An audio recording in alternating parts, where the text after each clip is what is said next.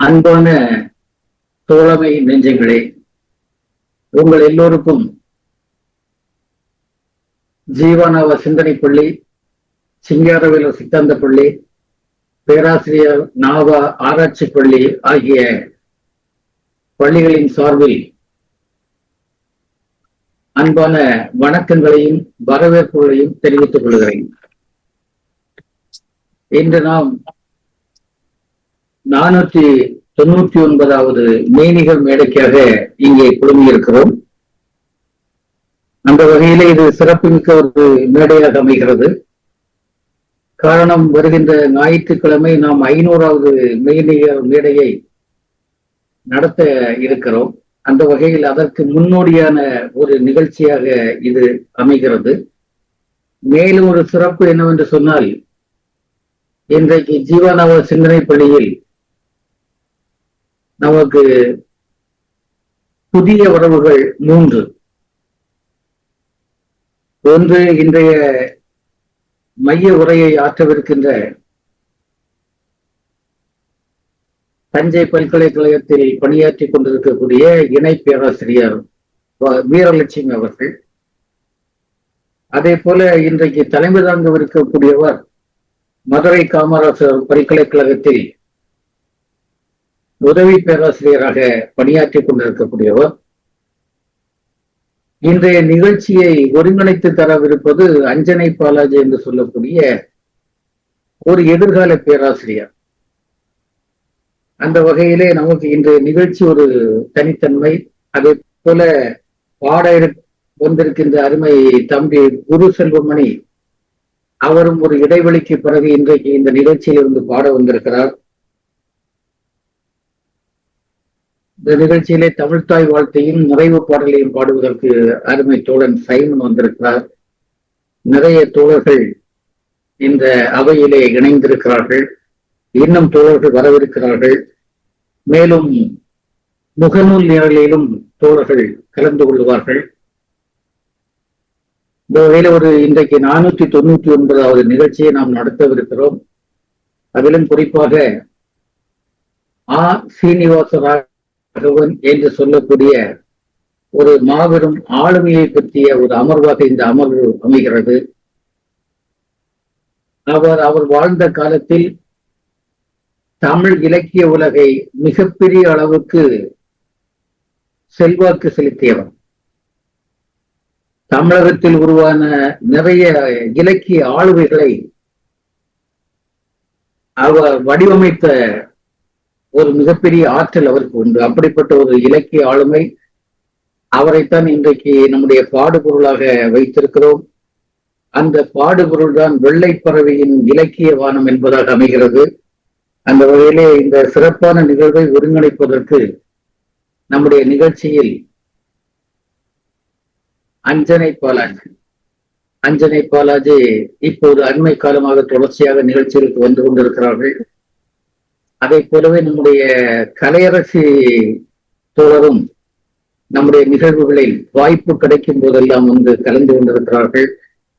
எனவே ஒரு வகையில இது இந்த குடும்பத்தோடு இணைந்த உள்ளங்களாக இவர்கள் எல்லோரும் இருக்கிறார்கள்.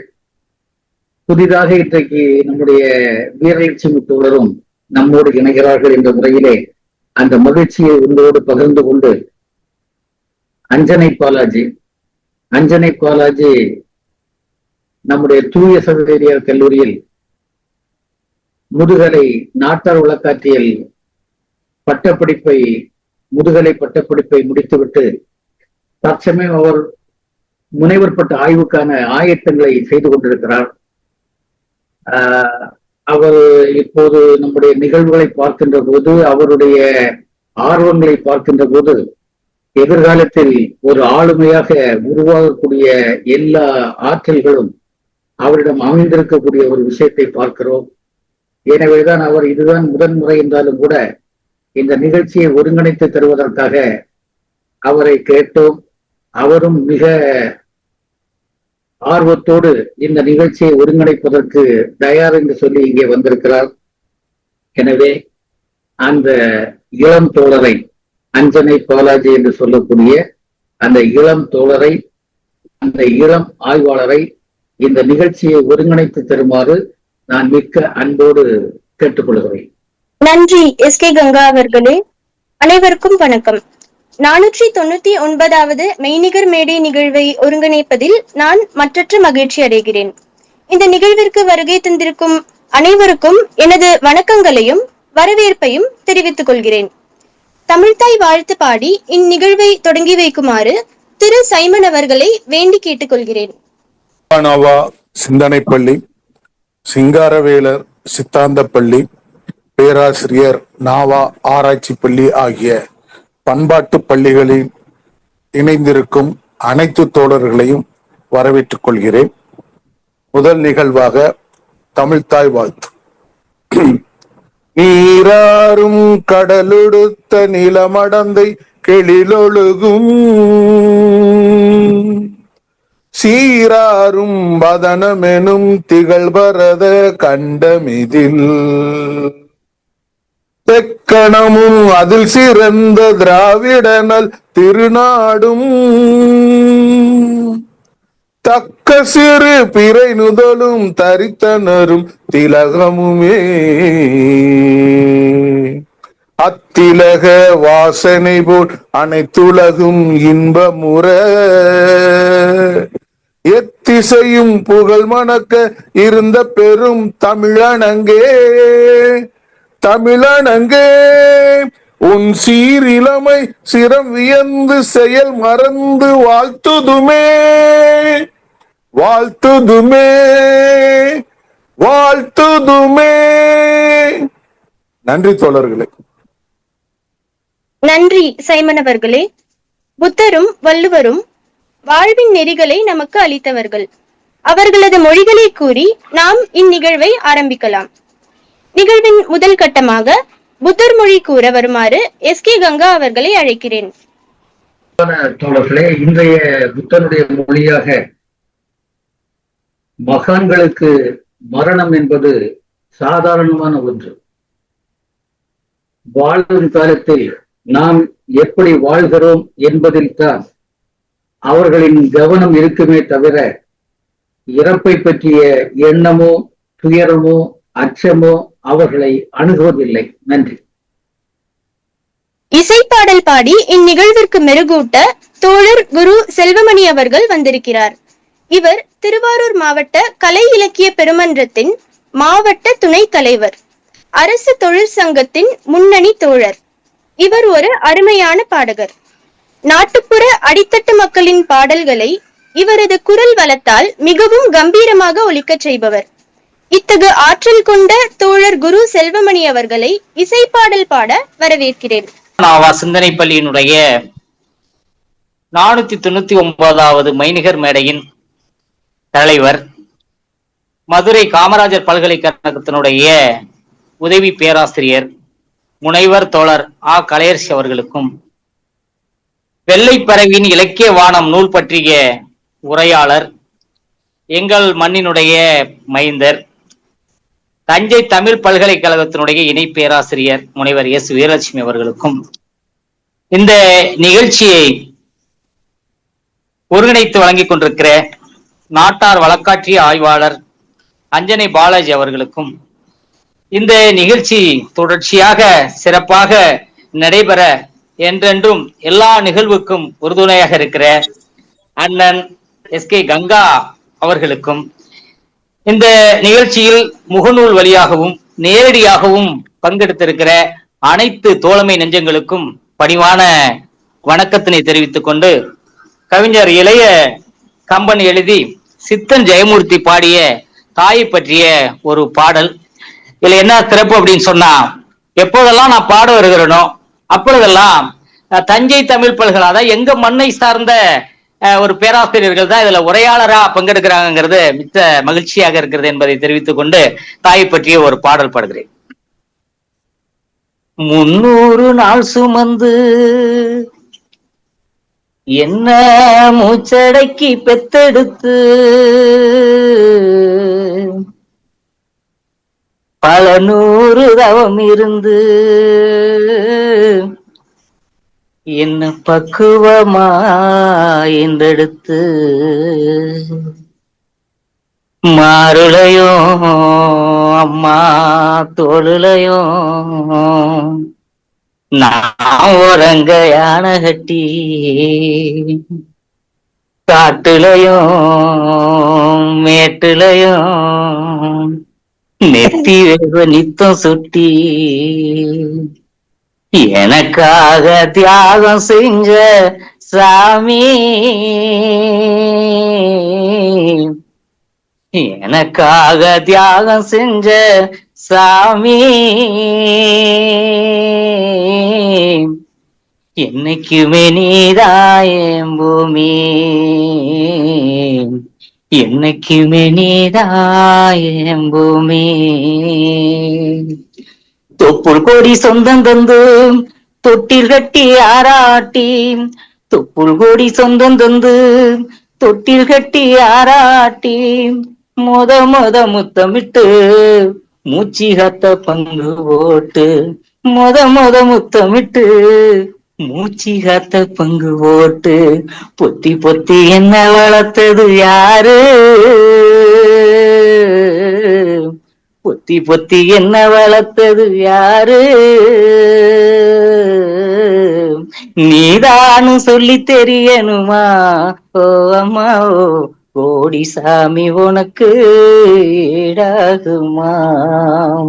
தொப்புள் கோடி சொந்தம் தந்து தொட்டில் கட்டி ஆராட்டி,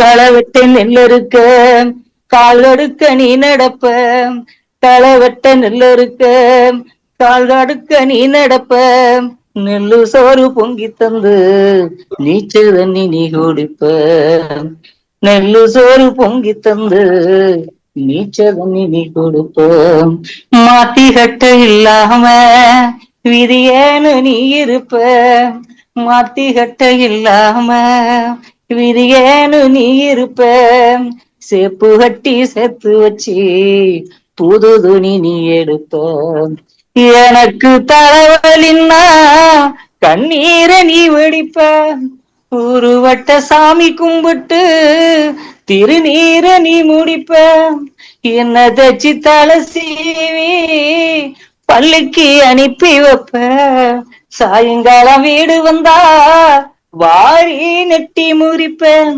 உத்தமிய நாம் படிக்க ஓடா நீ தேஞ்சியம்மா, உத்தமிய நாம் படிக்க நீ ஓடா நீ தேஞ்சியம்மா, ஒத்த கல்லு முக்குத்தியதா அடகுல வச்சியம்மா, உத்தமிய நாம் படிக்க ஓடா நீ தேஞ்சியம்மாவோ ஒத்த கல்லு மூக்குத்தியதா அடகுல வச்சியம்மா, பெத்தவள நீதாயன் கோவிலம்மா,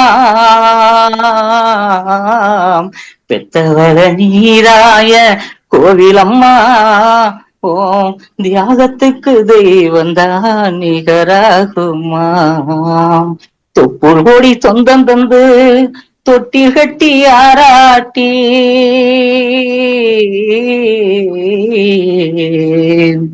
காலத்துக்கும் அருமையில கலங்கி நீ நின்னழுதனாம், கரை சேர வேணும்னோ கடவுள நீ தொழுத, ஆசைப்பட்ட அத்தனையும் சொல்லாம நீ மறைச்சனாம், அலமரமா வளர ஆன எங்க நீ சுமந்த, சுமை தாங்கி கல்ல போல ஏன் சுமைய தாங்கிக்கிட்ட, சோதனைய வேதனைய சுமந்து நீ சுகப்பட்ட, சுமதாங்கி கல்ல போல ஏன் சுமைய தாங்கிக்கிட்ட, சோதனைய வேதனைய சுமந்து நீ சோகப்பட்ட, காலத்துக்கும் அப்பங்கூட சரிசமமா பாடுபட்ட, காலத்துக்கு அப்பங்கூட சரிசமமா பாடுபட்ட, கண்ணு பூத்து கால் போத்து எனக்காக துன்பப்பட்ட, வட்டி கடை வாங்கியிருந்தா அடைச்சி திரும்பம்மா, நாம் பட்ட கடை உனக்கு தான் எப்படி திரும்பம்மா, பாத்தத்தை பட்டியல் போடணுமா, பாசத்தை பட்டியல் போடணுமா, அந்த ஆகாசம் பத்தாது, சத்தியமா சத்தியமா. 300 நாள் சுமந்து என்ன மூச்சடக்கி பெத்தெடுத்து, பல 100 தவம் இருந்து என்ன பக்குவமா என்றெடுத்து, மருளையும் தோளுலையும் நான் ஓரங்க யானை கட்டி, காட்டுலையும் மேட்டுலையும் நெத்தி வேர்வு நித்தம் சுட்டி, எனக்காக தியாகம் செஞ்ச சாமி, என்னைக்குமே நீதான் என் பூமி, என்னைக்குமே நீதான் என் பூமி. நன்றி தோழர், நன்றி. நன்றி குரு செல்வமணி அவர்களே. ஒரு அருமையான இசைப்பாடலை தந்துள்ளீர்கள். இப்பொழுது தோழர்கள் இந்த இசைப்பாடல் குறித்த தங்கள் அபிப்பிராயங்களையோ கருத்துக்களையோ பகிர்ந்து கொள்ளலாம். தோழர் சாகரன் கனடாவிலிருந்து, தோழர் எஸ்கே கங்கா அவர்கள் எங்கள் புது நம்பிக்கைக்குரிய இளந்தலைமுறை ஒருவரை இதுக்கு தலைமை தாங்க அழைத்ததும் அதை சிறப்பாக அறிமுகப்படுத்தினதும் மிகவும் சிறப்பானது. அத்துடன் அந்த தோழர் அஞ்சனைக்கு வரவேற்கின்றோம், வாழ்த்துகின்றோம். பாடல் பற்றி, ஒற்றைக்கல்லு மூக்குத்தியை அடகு வைத்து அந்த வறுமையிலும் என்னை காப்பாற்றின அந்த பாடல் மிகவும் அருமையானது. தாலாட்டு பாடும் எங்கள் தாய்க்கு இவரே மிகப்பெரிய ஒரு தாலாட்டை பாடிவிட்டார். என்னை ரொம்பவும் பாதித்து விட்டது. மிக அருமையான பாடல், அருமையான வரிகள், அருமையான இசைக்கோர்வையுடன் கூடிய குரல் வளமும் கூட. வாழ்த்துக்கள் தோழர்களே, நன்றி. அன்பு தோழர்களே, குரு செல்வராஜுடைய இந்த இசை மட்டுமல்ல, அந்த பாடலின் உள்ளடக்கம் கண்களை குளமாக்குகிற பாடல். தாயை பற்றி எத்தனை பாடல்கள் கேட்டாலும் அதை அவங்களுடைய தியாகத்துக்கு ஈடாகாது என்பதை வலியுறுத்தி சொல்லக்கூடிய ஒரு அற்புதமான பாடல். கவிஞர் இளங்கப்பனுடைய இந்த பாடல், பொருளுள்ள இந்த பாடல் கேட்பதற்கு மட்டுமல்ல, நெஞ்சத்தை கலங்க செய்யக்கூடிய, நாம் நன்றியோடு தாயை நினைத்து பார்ப்பதற்கு தூண்டக்கூடிய ஒரு அற்புதமான பாடல். பட்ட கடனுடைய பட்டியலை போட முடியாது. அத பாசத்தை சொல்றதுன்னா அந்த பட்டியல் அந்த ஆகாசத்துக்கு கூட தாங்காது என்று சொல்லக்கூடிய ஒரு பொருள். ஓடாய் தேர்ந்தவர்களுடைய அந்த தியாகத்தை சொன்ன குரு செல்வராஜ் ஒரு நல்ல இசை அந்த குரலில் தியாகத்தை பேசி அவருக்கு நம்ம எல்லோரும் சார்பாக நெஞ்சார்ந்த நன்றியும் வாழ்த்துக்களும் பாராட்டுக்களும்.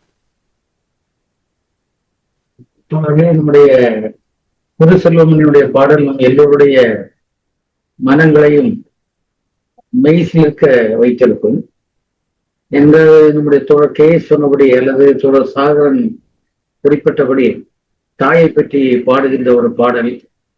தாயை பற்றி பாடினால் அது நம்முடைய நம்முடைய ஒரு உயிரான ஒரு விஷயம். அது தாய் இல்லாமல் நாம் இல்லை என்பதால் நமக்கு தாயை பற்றி ஒரு பாடலோ அதை சம்பந்தமான ஒரு உணர்ச்சியோ வெளிப்படுகின்ற போது மிகச்சிறப்பாக அமையும்.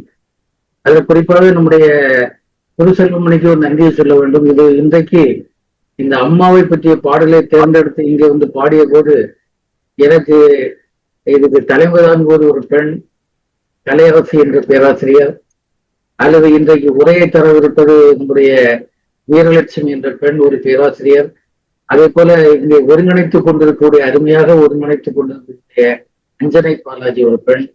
ஆக இந்த நிகழ்ச்சியே ஒரு பெண்களுடைய நிகழ்ச்சியாக இருக்கக்கூடிய நேரத்தில் அம்மாவை பற்றிய பாடல் அவர்களை வரவேற்கக்கூடிய ஒரு பாடல் போல எனக்கு தோன்றியது.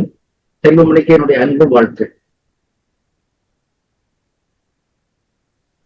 கருத்து தெரிவித்த தோழர்கள் அனைவருக்கும் எனது நன்றிகள். இந்த நிகழ்வில் சீனிவாச ராகவன் என்ற ஆளுமையை குறித்து பேராசிரியர் வீரலட்சுமி அவர்களால் எழுதப்பட்ட வெள்ளை பறவையின் இலக்கிய வானம் என்ற புத்தகத்தை அறிமுகம் செய்ய உள்ளோம். சீனிவாச ராகவன் ஒன்றிணைந்த நெல்லை மாவட்டத்தில் தற்போது தூத்துக்குடி என்று அழைக்கப்படும் பகுதியில் வாழ்ந்தவர். தமிழில் சாகித்ய அகாதமி விருது முதலில் இவரது கவிதைக்கே தரப்பட்டது. 20ஆம் நூற்றாண்டின் பிற்பகுதியில் இலக்கிய துறையில் மிகுந்த தாக்கம் செலுத்திய ஒரு ஆளுமை. இத்தகு செல்வாக்குள்ள ஒரு இலக்கியவாதியான சீனிவாசன் அவர்களுக்கு மரியாதை செலுத்தும் விதமாக இந்நிகழ்வு அமையும்.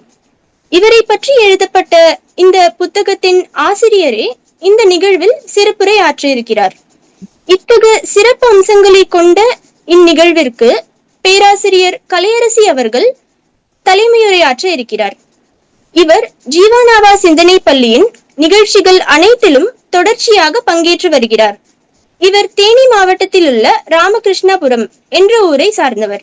இவரது முனைவர் பட்ட ஆய்வின் தலைப்பானது உலகமயமாக்கல் சூழலில் நாட்டுப்புற வழக்காறுகள் எதிர்கொள்ளும் நெருக்கடிகளும் எதிர்வினைகளும் என்பதாகும். மதுரை காமராசர் பல்கலைக்கழகத்தின் நாட்டுப்புறவியல் மற்றும் பண்பாட்டு ஆய்வுகள் துறையின் உதவி பேராசிரியராக தற்போது பணியாற்றி வருகிறார். ஒரு பேராசிரியராக மட்டுமில்லாமல் படைப்பாக்க துறையிலும் சிறப்பாக செயல்பட்டு வருகிறார். இவரால் படைக்கப்பட்டு 2 நூல்கள் வெளியாகியுள்ளன. ஒன்று தன்னிலை கட்டமைப்பும் தகர்ப்பும், மற்றொன்று கல்வி புலங்களில் நாட்டுப்புறவியல் ஆய்வுகள். இவர் 30க்கும் மேற்பட்ட ஆய்வு கட்டுரைகளை எழுதியுள்ளார். இவை அனைத்தும் நாட்டார் வழக்காற்றியல் புலத்திற்கு சிறப்பாக பங்களித்துள்ளன. இது போக இவர் 4 நூல்களுக்கு பதிப்பாசிரியராகவும் பணியாற்றியுள்ளார். கல்லூரி வளாகத்திற்குள் மட்டுமின்றி கல்லூரி வளாகத்திற்கு வெளியே நடக்கும் அறிவு சார்ந்த கருத்தரங்கங்களிலும் மாநாடுகளிலும் தீவிரமான ஈடுபாட்டுடன் இயங்கி வருபவர் பேராசிரியர் கலையரசி. இவரை இந்நிகழ்விற்கு தலைமையுரையாற்ற வருமாறு பணிவுடன் அழைக்கிறேன். தோழர்கள் அனைவருக்கும் வணக்கம். ஜீவானாவா சிந்தனை பள்ளி, சிங்காரவேலர் சிந்தனை பள்ளி, பேராசிரியர் நாவா ஆராய்ச்சி பள்ளி இணைந்து நடத்தக்கூடிய 499வது மெய்நிகர் மேடைக்கு வருகை தந்திருக்கக்கூடிய தோழர்கள் அனைவருக்கும் முதலில் எனது வணக்கத்தை தெரிவித்துக் கொள்கிறேன். தொடர்ச்சியாக நிகழ்ச்சியை நடத்தி கொண்டிருக்கக்கூடிய எங்களுடைய பேராசிரியர் ராமச்சந்திரன் அவர்களுக்கும் கங்கா அவர்களுக்கும் தோழர் கங்கா அவர்களுக்கும் சிறப்பான வணக்கங்களை தெரிவித்துக் கொள்கிறேன். நல்லதொரு பாடலை பாடி நிகழ்வியை தொடங்கி வைத்த குரு செல்வமணி அவர்களுக்கும் வணக்கத்தை தெரிவித்துக் கொள்கிறேன். இந்நிகழ்ச்சியை ஒருங்கிணைத்துக் கொண்டிருக்கக்கூடிய அஞ்சனை பாலாஜி அவர்கள் நாட்டார் வழக்காற்றியல் துறையில் ஆய்வாளராக செய்வதற்கு முனைப்புடன் பணியாற்றி கொண்டிருக்கக்கூடியவர். எங்களுக்கு அடுத்த தலைமுறையை சேர்ந்தவர். அந்த வகையில் எனக்கு மிக்க மகிழ்ச்சி. அஞ்சனை பாலாஜி அவர்களுக்கு வாழ்த்துக்கள், பாராட்டுகள். இவனோட இன்றைய நிகழ்வோட மிக முக்கியமான நபரான தோழி வீரலட்சுமி அவர்களுக்கும் முதலில் எனது வணக்கத்தை தெரிவித்துக் கொள்கிறேன். வெள்ளை பறவையின் இலக்கிய பானம் நூலை நம்மிடையே அறிமுகம் செய்வதற்காக வருகை தந்திருக்கார். அவருக்கு எனது வணக்கங்கள். நாங்க 2 பேரும் மதுரை காமராசர் பல்கலைக்கழகத்துல முனைவர் பட்ட ஆய்வாளர்களாக ஒரே காலகட்டத்துல 2005 சேர்ந்து படிச்சிட்டு இருக்கோம்.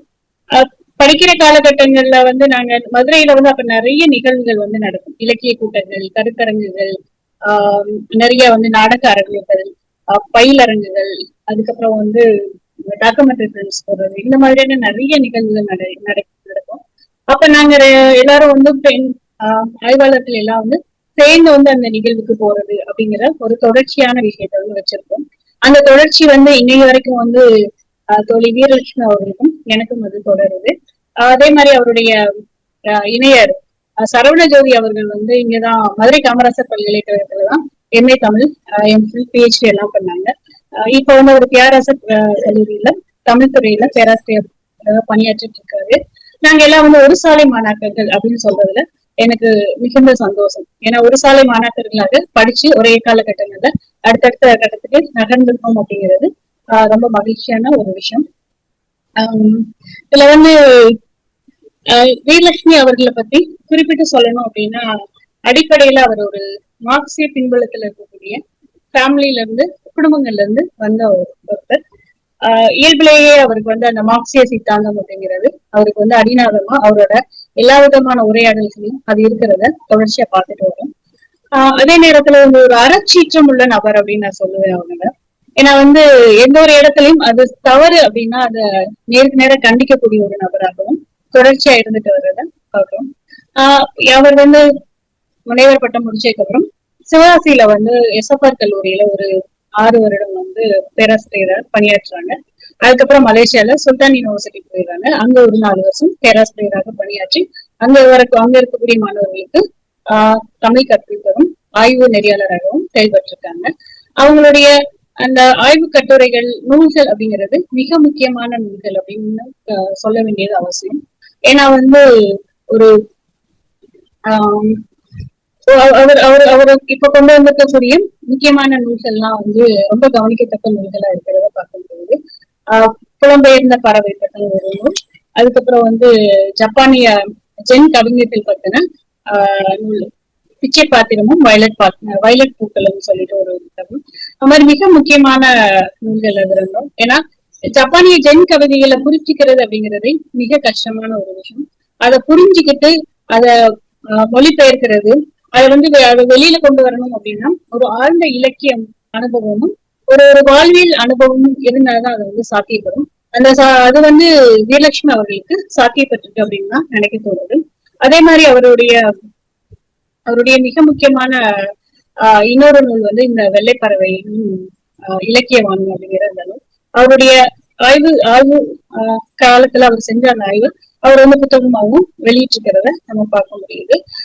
இந்த மாதிரியான மிக முக்கியமான ஒரு இலக்கிய செயல்பாட்டாளராக ஒரு ஆய்வு தளத்துல வந்து தொடர்ச்சியா வந்து அவரு செயலாற்றி இருக்கிறத நம்ம பார்க்க முடியுது. அதே நேரத்துல வந்து பார்த்தோம் அப்படின்னா அவரோட இன்னும் ஒரு மிக முக்கியமான ஒரு விஷயம் அப்படின்னு நம்ம பார்த்தோம் அப்படின்னா அவர் வந்து ஒரு மொழிபெயர்ப்பு துறையில தமிழ் பல்கலைக்கழகத்துல பேராசிரியராக பணியாற்றிருக்கிறதுனால அவர் வந்து இந்த மொழிபெயர்ப்பு சார்ந்த விஷயங்கள் அதிகம் கவனம் செலுத்துறத பார்க்கிறோம். அது விர்ஜினியா உல்ஃபோட அவருடைய எழுத்துக்களை புரிஞ்சுக்கிறது அப்படிங்கறதே கஷ்டம். அவர் ஒரு பெண்ணை செயல்பாட்டாளர் விர்ஜினியா உல்ஃப் அப்படிங்கிறவரும்.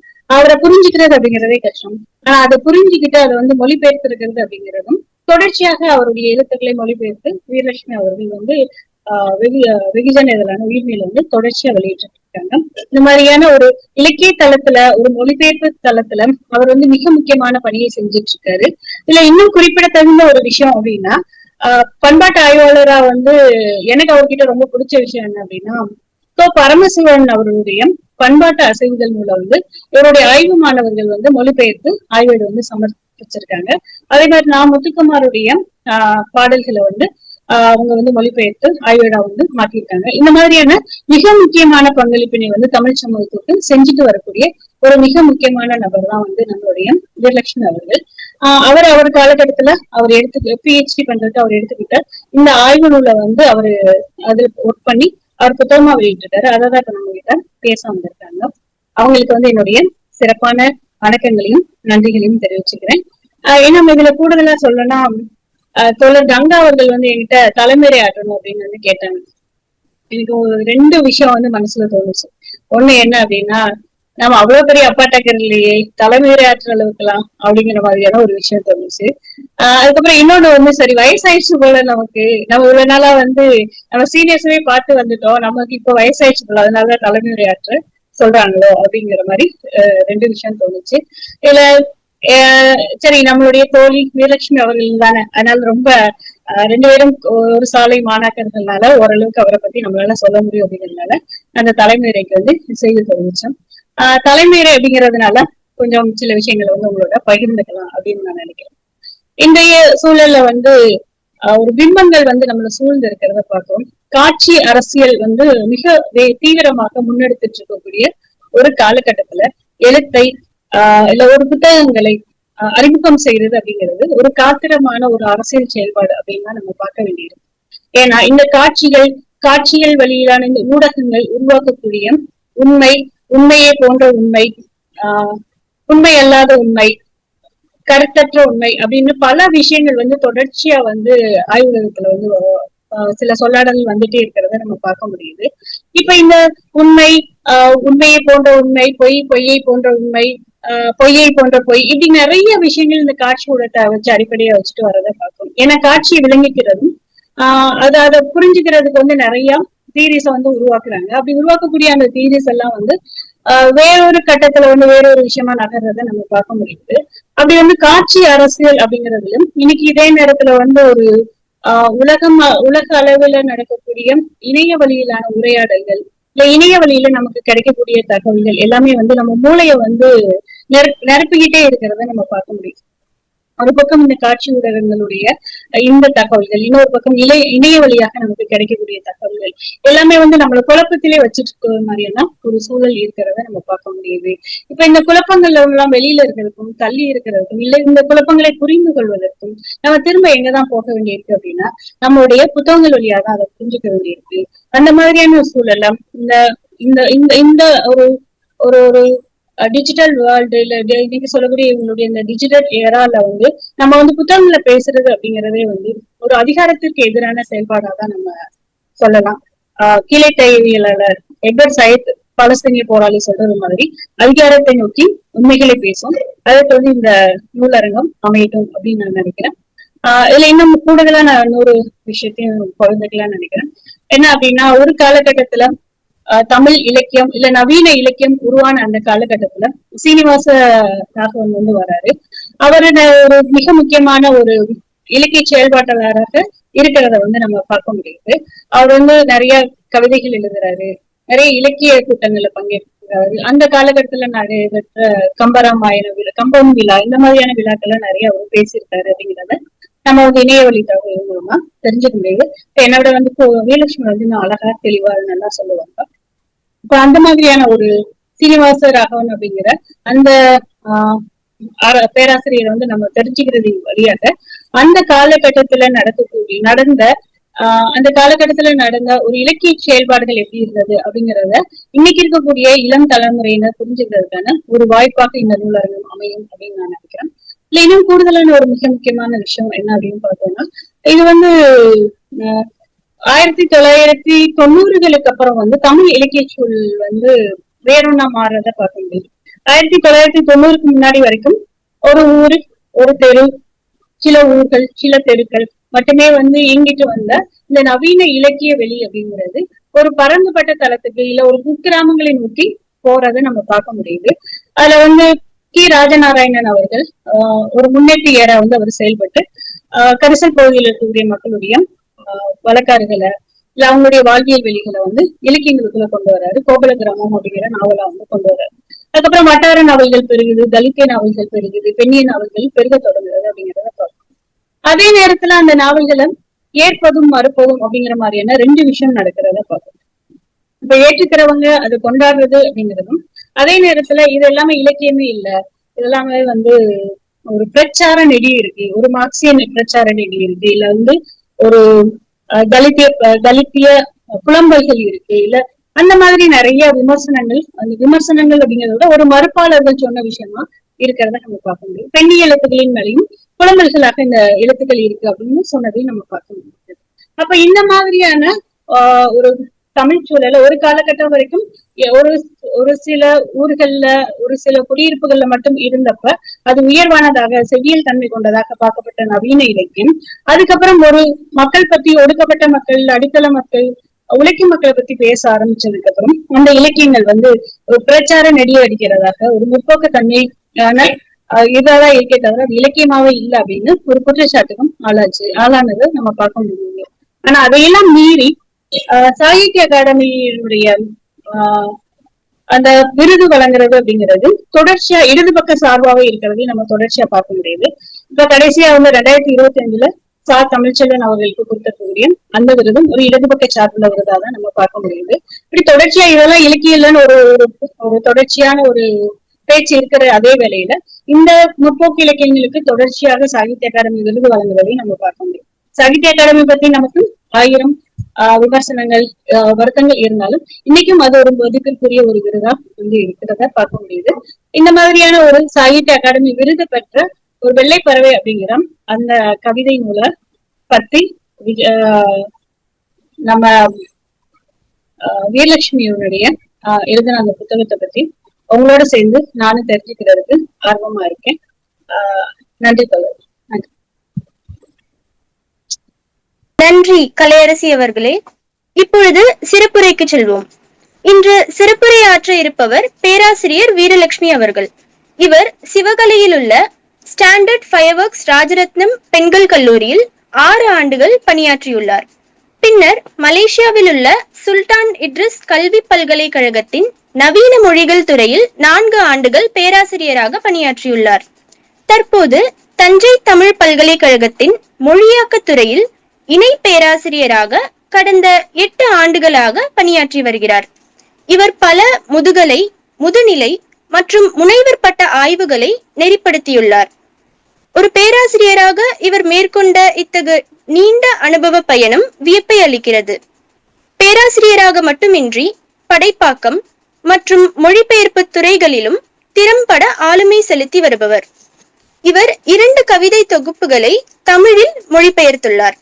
ஒன்று புலம்பெயரும் பறவை என்ற தலைப்பிலும், இரண்டாவது பிச்சை பாத்திரத்தில் வயலட் மலர்கள் என்ற தலைப்பிலும் வெளியாகியுள்ளது. இது போக இவர் படைப்பாக்க நெறியில் மேலை இலக்கிய ஆளுமை, சங்க இலக்கியங்களில் பெண்களின் உணர்வுசார் நுண்ணறிவு, மொழிபெயர்ப்பியல் ஆய்வு அணுகுமுறைகள் ஆகிய புத்தகங்களையும் வெளியிட்டுள்ளார். பேராசிரியர் வீரலட்சுமி அவர்கள் ஜீவானாவா சிந்தனை பள்ளிக்கு அண்மையில் வருகை தந்திருப்பவர். இன்று இவர் இந்நிகழ்வில் இவர் எழுதி வெளியான வெள்ளை பறவையின் இலக்கிய வானம் என்ற புத்தகத்தை பற்றி உரையாற்ற உள்ளார். இவர் எதிர்காலத்திலும் தொடர்ச்சியாக நம்மோடு பயணிக்க வேண்டும் என்ற வேண்டுகோளை விடுத்து பேராசிரியர் வீரலட்சுமி அவர்களை சிறப்புரையாற்ற வருமாறு பணிவன்புடன் அழைக்கிறேன். அனைவருக்கும் இனிய மாலை வணக்கம். ஜீவா நாவா சிந்தனை பள்ளி மற்றும் பேராசிரியர் நாவா ஆராய்ச்சி பள்ளி, மேலும் சிங்காரவேலர் சிந்தனை பள்ளி ஆகிய இணைந்து நடத்தக்கூடிய இந்த மெய்நிகர் மேடையில் என்னை சிறப்புரையாற்ற அழைத்த அனைத்து தோழர்களுக்கும் பேராசிரியர்களுக்கும் என்னுடைய வணக்கத்தையும் நன்றியையும் தெரிவித்துக் கொள்கின்றேன். இந்த நிகழ்வை ஒருங்கிணைத்திருக்கக்கூடிய அஞ்சனை பாலாஜி ஆய்வாளர் அவர்களுக்கும் என்னுடைய வணக்கம். சற்று முன்பாக என்னை அறிமுகப்படுத்தி தலைமை உரையாற்றிய தோழியும் பேராசிரியருமான கலையரசி அவர்களுக்கும் என்னுடைய வணக்கத்தை தெரிவித்துக் கொள்கின்றேன். இந்த கடந்த முறை கலையரசி அவர்கள் பேசிய போது நான் இந்த மெய்நிகர் மேடையில் பார்வையாளராக கலந்து கொண்டேன். அதன் பிறகு என்னை கங்கா தோழர் அவர்கள் அழைத்து நீங்க பேசுறீங்களா அப்படின்னு கேட்டாங்க. அப்ப கூட நான் இப்ப அவங்க சொன்ன மாதிரி ஆங்கில சிறுகதைகளை மொழிபெயர்த்து கொண்டிருக்கிறேன். அதுல அந்த நோபல் பரிசு பெற்ற சிறுகதைகளையும் மொழிபெயர்த்திருக்கேன். அப்ப அதுல இருக்கக்கூடிய அந்த பழங்குடி மக்கள் பற்றிய இத்தாலியில இருக்கக்கூடிய பழங்குடி மக்கள் பற்றிய ஒரு கதை இருக்கு. அதை அந்த பழங்குடிகளையும் அந்த கதையை பற்றியும் நான் பேசுவா அப்படின்னு கேட்டேன். அதுக்கு முன்னாடி தோழர் உங்க முனைவர் பட்ட ஆய்வு என்னன்னாங்க, சீனிவாசராகவன் படைப்புகள் அப்படின்னோடனே அவர் அந்த நெல்லை வட்டாரத்தில் பணிபுரிந்தவர்னால அவரை பற்றி ஒரு அறிமுகம் தேவை, அதனால நீங்க பேசுங்க அப்படின்னாங்க. கங்கா தோழர் அவர்களுக்கும் பேராசிரியர் நா ராமச்சந்திரன் அவர்களுக்கும் என்னுடைய நன்றியை தெரிவித்துக் கொள்கிறேன் இந்த வாய்ப்பு வழங்கியமைக்கு. இந்த வெள்ளை பறவையின் இலக்கிய வானம் என்ற இந்த நூல் என்னுடைய முனைவர் பட்ட ஆய்விலிருந்து எடுக்கப்பட்ட கருத்துக்களை வைத்து நான் எழுதிய நூல். இது 2012 வெளிவந்த நூல். இன்னொன்னு இப்ப இன்றைய அவங்க சொன்னாங்க இல்லையா, இலக்கிய உலகம் வேறு ஒரு திசை நோக்கி போயிட்டு இருக்கும் போது இதை நம்ம எப்படி பேசுறது? ஏன்னா இந்த ஆய்வை நான் மேற்கொள்ளும் பொழுதே சீனிவாசராகவன் 100ஆண்டு விழா கொண்டாடினாங்க. ஏன்னா அவரை 1905 பிறந்தவர். இன்று பாடல் பாடிய அவர் அந்த தோழர் அவர்களுக்கு என்னோட வாழ்க்கையை நன்றியை தெரிவிச்சுக்கிறேன். அவர் தஞ்சை பகுதியை சார்ந்தவர் அப்படின்னு சொன்னாங்க. இந்த சீனிவாசராகவன் அவர்களும் தஞ்சாவூர்ல இருக்கக்கூடிய அந்த திருவையாறு பக்கத்துல இருக்கக்கூடிய கண்டியூர் என்ற ஊரை சார்ந்தவர். அவர் நாகப்பட்டினத்துல பள்ளி கல்வி படிச்சாரு. அவங்க அப்பாவின் அண்ணாதுரை அவங்க அப்பா பேரு, அம்மா பேரு ரங்கநாயகி. அந்த பணி காரணமாக நாகப்பட்டினத்திற்கு சென்றார்கள். அங்க பள்ளி கல்வி முடிச்சுட்டு திருச்சியில செயின்ட் ஜோசப்ஸ்ல அவர் வேதியியல் படிச்சாரு இளநிலையில. அப்புறம் அங்க இருந்த பாதிரியார் லீ என்பவர் தான் அவரை நீ ஆங்கில இலக்கியம் படி முதுகலையில அப்படின்னு சொல்லி ஊக்கப்படுத்தி ஆங்கில இலக்கியம் படிக்க வைத்தார். அதற்கு பிறகு அவர் சேவியர்ஸ் காலேஜ்ல கொஞ்சம் வருஷம் வேலை பார்த்துட்டு அதன் பிறகு மாட்டிட்டா இந்து கல்லூரிக்கு பேராசிரியரா பணிபுரிகிறாரு. அதன் பிறகு சென்னையில விவேகானந்தர் கல்லூரியில பணிபுரிந்திருக்காரு. அதன் பிறகுதான் தூத்துக்குடியில இருக்கக்கூடிய வஉசி கல்லூரியின் முதல்வராக 17 ஆண்டுகள் பணியாற்றினார். இவருடைய நெடும் பயணம் அப்படின்னு பார்க்கும் பொழுது இன்னைக்கு நாங்க இருக்கக்கூடிய இந்த பேராசிரியர்களாகிய நாங்கள் நிறைய இவரிடம் கற்றுக்கொள்ள வேண்டும். இவருடைய எழுத்து அதனுடைய தன்மை அப்படின்னு பாக்குறத விட அவர் வந்து பன்முக பரிமாணங்களை உடைய ஒரு பேராசிரியர் அப்படின்னு சொல்லலாம். ஏன்னா அவரை வந்து நீங்க வகைப்படுத்தினா அவருடைய படைப்புகள் வந்து கவிஞர். அவருடைய வெள்ளை பறவை என்ற நூலுக்கு தான் 1967 முதல் முதல் தமிழில் சாகித்ய அகாடமி விருது கொடுத்தாங்க. அந்த அளவுக்கு நாணல் என்ற புனைப்பெயரில் அவர் கவிதை எழுதினாரு. அதனாலதான் நான் அந்த வெள்ளை பறவை அப்படின்ற அந்த தலைப்பை எடுத்து வெள்ளை பறவையின் இலக்கிய வானம் அப்படின்னு நான் இந்த நூலுக்கு தலைப்பு கொடுத்தேன். அடுத்தது பாத்தீங்கன்னா அவர் வந்து நாடகங்கள் எழுதக்கூடியவர், நாடக ஆசிரியராக விளங்கி இருக்கிறார்.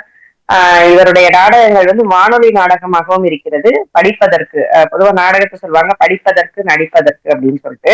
இப்ப வானொலி நாடகங்களும் எழுதியிருக்காரு, டெக்ஸ்டாவும் நாடகங்கள் வெளிவந்திருக்கின்றன. அதே போல இவர் வந்து உரையாசிரியராகவும் விளங்கியிருக்கார். திருப்பாவை, திருவம்பாவை, திருப்பள்ளி எழுச்சி இதெல்லாம் வந்து வானொலியில உரையாற்றி அந்த உரையை நூலாக வெளியிட்டிருக்கிறார் அப்படின்னு பார்க்க முடியுது. அதே போல இவருடைய மொழிபெயர்ப்பு பணி மிக குறிப்பிடத்தக்கது. ஏன்னா இவர் ஆங்கில பேராசிரியர், ஆனாலும் இவர் தமிழின் மீது அதீத காதல் கொண்டவர்னு சொல்லலாம். எப்படி அப்படின்னா பொதுவாவே நம்ம தமிழ் சமூகத்துக்கு ஒரு அடையாளம் இருக்கும், நம்ம வந்து ஆங்கில மொழியின் மீது மோகம் கொண்டவர்கள். ஒரு இது கூட சொல்லுவாங்க, தில்லியில இருக்க பாராளுமன்றத்துல நாடாளுமன்றத்துல தெலுங்குல பேசினா அவங்க வந்து ஆந்திரா பக்கம், கன்னடத்துல பேசினா கர்நாடகா, பெங்காலில பேசினா மேற்கு வங்கம். யார் 2 பேர் ஆங்கிலத்துல பேசுறாங்களோ அவங்க வந்து தமிழர்கள் அப்படின்வாங்க. அதுக்கு நமக்கு மொழி கொள்கை ஒரு காரணம். தமிழ் மட்டும்தான் நமக்கு பயிற்று மொழியா இருக்கணும் அப்படின்ற போராட்டம் வந்து நமக்கு காலம் காலமா இருக்கு. அப்ப இவருடைய பேராசிரியருடைய சமூக சிந்தனை அப்படின்னு பார்க்கும் பொழுது அவர் வந்து ஒரு இடத்துல பதிவு பண்ணியிருக்காரு, அது வந்து கல்வி வந்து தமிழ் வழி கல்வியாதான் இருக்கணும், அப்படி படிச்சாதான் வந்து மாணவர்கள் வந்து தங்களுடைய அந்த அறிவுத்திறனை வளர்த்து கொள்ள முடியும் அப்படின்றத அவர் சொல்றாரு. இவர் வந்து நிறைய நம்ம மதுரை காமராசர் பல்கலைக்கழகம், சென்னை பல்கலைக்கழகத்துல எல்லாம் வந்து ஆட்சிக்குழு உறுப்பினராக, அந்த சிண்டிகேட் செனட் மெம்பரெல்லாம் இருந்திருக்காரு. அப்ப அவர் என்ன சொல்றாரு அப்படின்னா தமிழ்நாட்டு மாணவர்கள் வந்து தமிழ் வழியே தான் கல்லூரி பாடங்களையே படிக்கணும்னு சொல்றாரு. அப்படின்னாதான் அவங்க உலகத்துல சிறந்த இடத்தை பெற முடியும். இவர் மேல நிறைய விமர்சனம் உண்டு. இவர் பிறந்த அந்த உயர் இந்த சமூகத்தால் வரையறுக்கப்பட்ட உயர் வகுப்பினரில் பிறந்ததால இவருக்கு வந்து சமூக அக்கறை இல்லை அப்படின்லாம் சிலர் அதை வந்து பதிவு செய்யலாம் அதிகமாக, ஆனா பேசல சொல்லுவாங்க. ஆனாலும் கூட இவருடைய தனிப்பட்ட வாழ்க்கையை பார்க்கும் பொழுது இவருக்கு வந்து மாணவர்கள் மீது அதிக விருப்பம். அதனால அந்த பணம் செலுத்த முடியாத, கல்லூரிக்கு வர முடியாத மாணவர்களுக்கு இவரே வந்து பணம் செலுத்தி இவருடைய வீட்டில் தங்க இடம் கொடுத்து இவர் வந்து படிக்க வச்சிருக்காரு அப்படின்னு சொல்ற அந்த பதிவுகள் எல்லாம் பார்க்க முடியுது. அவர்கள் மாணவர்கள் சேர்ந்து அவருக்கு விழா மலர் எல்லாம் எடுத்திருக்காங்க. அவர் வந்து தூத்துக்குடியில இருக்கக்கூடிய அந்த பகுதியில அவருடைய வீடு ஆசிரா கலாநிகேதன் அப்படின்னு இருக்கு. அவர் வந்து ஒரு மகனை வந்து அடாப்ட் பண்ணிட்டாரு. அவங்களுடைய மருமகள் அந்த வசந்தா அவர் பேரும் சீனிவாசன், அந்த மகன் பேரும், மருமகள் வசந்தா சீனிவாசன். அவங்க நான் 2007 காலகட்டத்துல போய் பார்க்கும் பொழுது அந்த அவங்களோட வீட்டுக்கே நான் போய் அவருடைய ஆசிரியரோட நூலகத்தை எல்லாம் நான் பார்வையிட்டு எனக்கு அது வந்து ரொம்ப மகிழ்ச்சியா இருந்தது. அவர் பயன்படுத்தின புத்தகங்கள் எல்லாம் எடுத்து நான் பார்த்தேன், அதை குறிப்பெடுத்துட்டேன். அப்ப அவங்க வந்து ஒரு நாட்டிய ஆசிரியை அவங்க மருமகள். அதனால அவரு இசையிலும் இவருக்கு ஈடுபாடு உண்டு. இசை நிகழ்ச்சிகள்லாம் நிறைய நடத்தியிருக்காரு. முத்துசாமி தீட்சிதர் விழான்னே ஒண்ணு இசை விழா நடத்தியிருக்காரு. அதை வந்து அவங்க தொடர்ந்துட்டு இருந்தாங்க. ஆனால் 2009 என்னுடைய 2008 என்னோட வைவாக்காக நான் அவங்களை அழைக்கலான்னு போதுதான் தெரிஞ்சது அவங்க உடல்நல குறைவால் காலமாயிட்டாங்கன்னு. ஸோ நான் அதுக்கப்புறமும் அடுத்த திருமணம் அப்புறம் வெளிநாடு போனதுனால அந்த தொடர்பு எனக்கு இல்லாம போயிடுச்சு. ஏன்னா அது வந்து ஒரு பெரிய இல்லம், அது ஒரு அமைப்பா வச்சு நடத்திட்டு இருந்தாங்க. இப்ப எந்த நிலையில இருக்குன்னு எனக்கு தெரியல. ஏன்னா அதன் பிறகு நான் தொடர்பு கொள்ளலாங்க, யாரையும் எனக்கு எண்ணும் கிடையாது. அவங்ககிட்ட இருந்த என்ன பேசும்போதுதான் அவங்க இல்ல காலமாயிட்டாங்க அப்படின்னாங்க. ஸோ அந்த அளவுக்கு அவர் வந்து தன்னுடைய இல்லத்தை வந்து மாணவர்களுக்கு தங்குறதுக்காக கொடுத்தவரு. தமிழ் வழி கல்விதான் மிக முக்கியமானது அப்படின்றத வந்து அவர் தன்னுடைய கட்டுரைகள்ல பதிவு செய்கிறார். போற இடங்கள்ல எல்லாம் பேசும் பொழுதும் அதை பதிவு செய்கிறார். அந்த சிறப்பை அவரிடம் பார்க்க முடிகிறது. அதே போல இவருக்கு வந்து பன்மொழி புலமை இருக்கு. இவருமே தமிழ் வழி கல்வியில பயின்றவர் பள்ளிக்கூடத்துல, அப்புறம் கெமிஸ்ட்ரி, அப்புறம் ஆங்கில இலக்கியம் படிச்சிருக்காரு. ஆனாலும் இவர் வந்து தன்னுடைய மொழி புலமைய வந்து வளர்த்துட்டாரு, வடமொழி கத்துக்கிட்டாரு, அப்புறம் ஆங்கிலம், தமிழ். இதுல வந்து இவர் வந்து தாகூருடைய கவிதைகளை வந்து மொழிபெயர்த்திருக்காரு. அப்ப அந்த கவிதைகள்ல இருக்கக்கூடிய சிறப்பை வந்து பேசும் பொழுது அவரு எப்படி அந்த மொழிபெயர்ப்பு பணியெல்லாம் செஞ்சாரு. பொதுவா வந்து ஒரு கவிஞரா இருக்கவங்களால கவிதையை மொழிபெயர்க்கும் பொழுது அது வந்து அந்த அந்த உள்ள உணர்வை வந்து புரிஞ்சுக்க முடியும் அப்படின்னு சொல்லுவாங்க. அப்ப இவர் வந்து அந்த மாதிரியான மொழிபெயர்ப்பு பணியெல்லாம் எப்படி மேற்கொண்டாரு அப்படின்றதையும் பார்க்க முடிகிறது. இப்ப இவருடைய ஆசிரிய பணி அப்படின்னு பார்க்கும் பொழுது இவர் வந்து நான் சொன்ன மாதிரி எப்படின்னா வகுப்புக்கு போய் ஆங்கில கவிதைகள் இருக்கு இல்லையா அதெல்லாம் நடத்துவாராம். நடத்தி அதை தமிழ்ல பொருள் சொல்லி அந்த சைமல்டேனியஸ் அந்த உடனடி மொழிபெயர்ப்புல பல வகை சொல்லுவாங்க. அந்த உடனடி மொழிபெயர்ப்பை மேற்கொண்டு அங்கேயே அந்த கவிதைகளை மொழிபெயர்த்து மாணவர்களுக்கு சொல்லுவாங்களாம். சொல்லிட்டு ஆனா அவர் குறிப்பும் எடுத்து வச்சிருப்பாராம். அவரோட சிறப்பா எல்லாருமே இதை பதிவு செய்யறாங்க. அதுல வந்து என்னன்னா வகுப்பு முடிஞ்ச உடனே வெளியே வந்து அந்த குறிப்பெடுத்த தாள்களை வந்து கிழிச்சிட்டு வரான். ஏன்னா நான் இதை சேகரித்து வச்சேன்னா இந்த சிலபஸ் எவ்வளவு வருஷம் இருக்கோ அது வரையே நான் வேற எடுத்து படிக்கவே மாட்டேன் அப்படின்னு சொல்லிட்டு அவர் அந்த பேப்பர்கள் எல்லாம் கிழிச்சிட்டு வரான். அதை வந்து அவருடைய மாணவர் குறிப்பிடுறாரு. அதையெல்லாம் சேர்த்து வச்சிருந்தாலே வந்து நிறைய நமக்கு கவிதைகள் கிடைச்சிருக்கும். அந்த ஏக்கம் வந்து எங்களுக்கு இப்பயும் இருக்கு அப்படின்ற ஒரு பதிவை அவர் சொல்றாரு. அதே போல இவர் வந்து வட்டத்தொட்டி அமைப்போடும் தொடர்புடையவர். பொதுவாகவே எழுத்தாளர்களுக்கு வந்து பேராசிரியர் அல்லது கல்வி புலம் தான் ஒரு ஒவ்வாமை இருக்கும். இதை நான் சொல்றதுனால வருத்தம் ஏற்பட்டாலும் அது இன்று வரை தொடருது. அப்ப இவரிடம் படித்த ஒருவர் போய் சொன்னப்போ சொன்னப்போ நான் அந்த மாதிரி டிகிரி வாங்கிட்டேன் அப்படின்னோடனே டிகிரி எல்லாம் வந்து உனக்கு ஒரு சர்டிபிகேட்டுக்காக தான் நீ அதுக்கு ஓரமா வச்சுட்டு இனிமேதான் நீ படிக்க ஆரம்பிக்கணும் அப்படின்னு இருக்காரு. அப்ப அவர் சொன்னாரா இல்ல நான் சீனிவாசராகவனுடைய மாணவர் அப்படின்னோடனே அப்பனா நீ ஏற்கனவே படிக்க ஆரம்பிச்சுட்ட அப்படின்னு சொன்னாரு அப்படின்னு அதை பதிவு செஞ்சிருக்காரு. ஏன்னா பொதுவா வந்து நமக்கு அதான் கல்வின்றது ஒரு சும்மா அந்த சான்றிதழை வாங்குறதுக்காக தான் படிக்கிற மனநிலை இருக்கு அப்படின்ற அது வந்து அந்த காலகட்டத்துல இருந்தே சொல்லிட்டு இருக்காங்க. அப்ப இவருடைய படைப்புகள் அப்படின்னு பார்க்கும் பொழுது இவர் வந்து கவிதைகள் எழுதியிருக்காரு. அதோட இவருடைய நாடகங்களை பத்தி தி.க. சண்முகம் வந்து ஒரு பதிவு சொல்றாரு. அவர் வந்து ராமானுஜர் நிழல் போன்ற நாடகங்களை எழுதி அதனுடைய சிறப்புகளை வெளியிட்டு இருக்காரு. நான் அவருடைய நாடகங்களில் நடித்திருக்கிறேன் என்று தி.க. சண்முகம் அவ்வை தி.க. சண்முகம் பதிவு செஞ்சிருக்காரு. அதே போல வானொலி நாடகத்துக்கு அவர் எப்படி தயாரிப்பு செய்வாரு அப்படின்னு ஒரு பதிவு சொல்றாங்க. அந்த நாடக பிரதியில அவரே வந்து அங்கங்க குறிப்புகளா எழுதி வச்சுட்டு பாடல்கள் இருந்தா மெட்டுக்களும் அதுக்கான ஸ்வரம் எல்லாமே எழுதி வச்சு அந்த நாடகத்துல கலந்துக்கிறவங்க எல்லாம் முன்னக்கூடிய அழைத்து ஒரு ரிகர்சல் அதுக்கு முன்னக்கூடியே வந்து அதை செய்து பார்ப்பாராம். அதே மாதிரி அந்த டோன் மாறும் இல்லையா நாடகம். ஏன்னா வானொலிங்கும் போது இந்த டோன் மூலமா தான் அவங்க வெளிப்படுத்த முடியும். ஸோ அந்த பாத்திரங்களுக்கு ஏற்றவாறு வெவ்வேறான குரல்ல எப்படி பேசணும் அப்படின்றதையும் அவர்களுக்கு சொல்லி கொடுப்பார் அப்படின்னு சொல்லிட்டு அனைத்து இந்திய வானொலியில பணியாற்றிய கந்தசாமி அவர் வந்து ஆசிரியருடைய அந்த வானொலி நாடக எழுதக்கூடிய அதை நிகழ்த்தக்கூடிய அதை பற்றி பேசியிருக்காரு. அதுல இன்னொன்னு இவரோட சிறப்பு என்ன அப்படின்னா நாடகங்கள் வந்து அப்படியே ஒரு கதையை மட்டும் சொல்லாம அதை ஒரு சிந்தனையை தரக்கூடியதாக இவர் இதிகாச நாடகம் வரலாற்று நாடகம் கற்பனை நாடகம் இது வந்து அவன் அமரன் இன்னைக்கு தொடக்கத்துல கங்காதரர் அவர்கள் அமரன் அப்படின்னு சொல்லி ஆரம்பிச்சோன்னே எனக்கு அவருடைய அவன் அமரன் ஒரு நாடகம் அது கம்பர் பற்றிய நாடகம் இவர் எழுதியிருக்காரு. அப்ப அந்த அதே போல புதுமை பித்தனை பற்றியும் இவர் வந்து புதுமை பித்தன் இவருடைய பேச்சை கேட்டுட்டு நேரா போய் இவரை வந்து பார்க்க போனாராம். அப்ப வந்து பார்க்கும் பொழுது நான் உங்க பேச்ச கேட்டேன் நீங்க வந்து மிக சிறப்பா பேசுனீங்க அப்படின்னு சொல்லிட்டு இருக்கும் போதே அவருக்கு வந்து அந்த காற்று வெளியில இருந்து பேசியிருக்காங்க. காற்று அடிச்சு அவருக்கு வந்து கண்ணுல தூசி விழுந்திருக்கு. என்னை பார்த்து அழுகுறீங்களா அப்படின்னு அவர் கேட்கிறாரு. உடனே ஆமா உங்களுடைய பேச்சு வந்து எங்க உள்ளத்தெல்லாம் நெகிழ வைக்குது அப்படின்னு சொன்ன புதுமை பித்தன் வந்து என்னை இப்போது அழுக வைத்து போய்விட்டார் அப்படின்னு சொல்லி அதை வந்து பதிவு செய்யறாரு. புதுமை பித்தனுடனான சந்திப்பைக்குரிய ஆசிரா அவருடைய இறப்பை பற்றி கூறும்போது வானத்து அமரன் வந்தான் வந்தது போல் போனான் என்று புலம்பாதீர் என்று அவர் சிரித்ததும் என் மனதில் அழுத்தமாக நிற்கின்றன. ஆனால் புலம்பாமல் இருக்கவும் சிரிக்கவும் அந்த வானத்து அமரனால் தான் முடியும். நானோ அவர் வந்த வகையும் போன மாயமும் தெரியாமல் அவர் தந்த நட்பை எண்ணி இயங்குகிறேன் அப்படின்னு பதிவு செஞ்சிருக்காரு.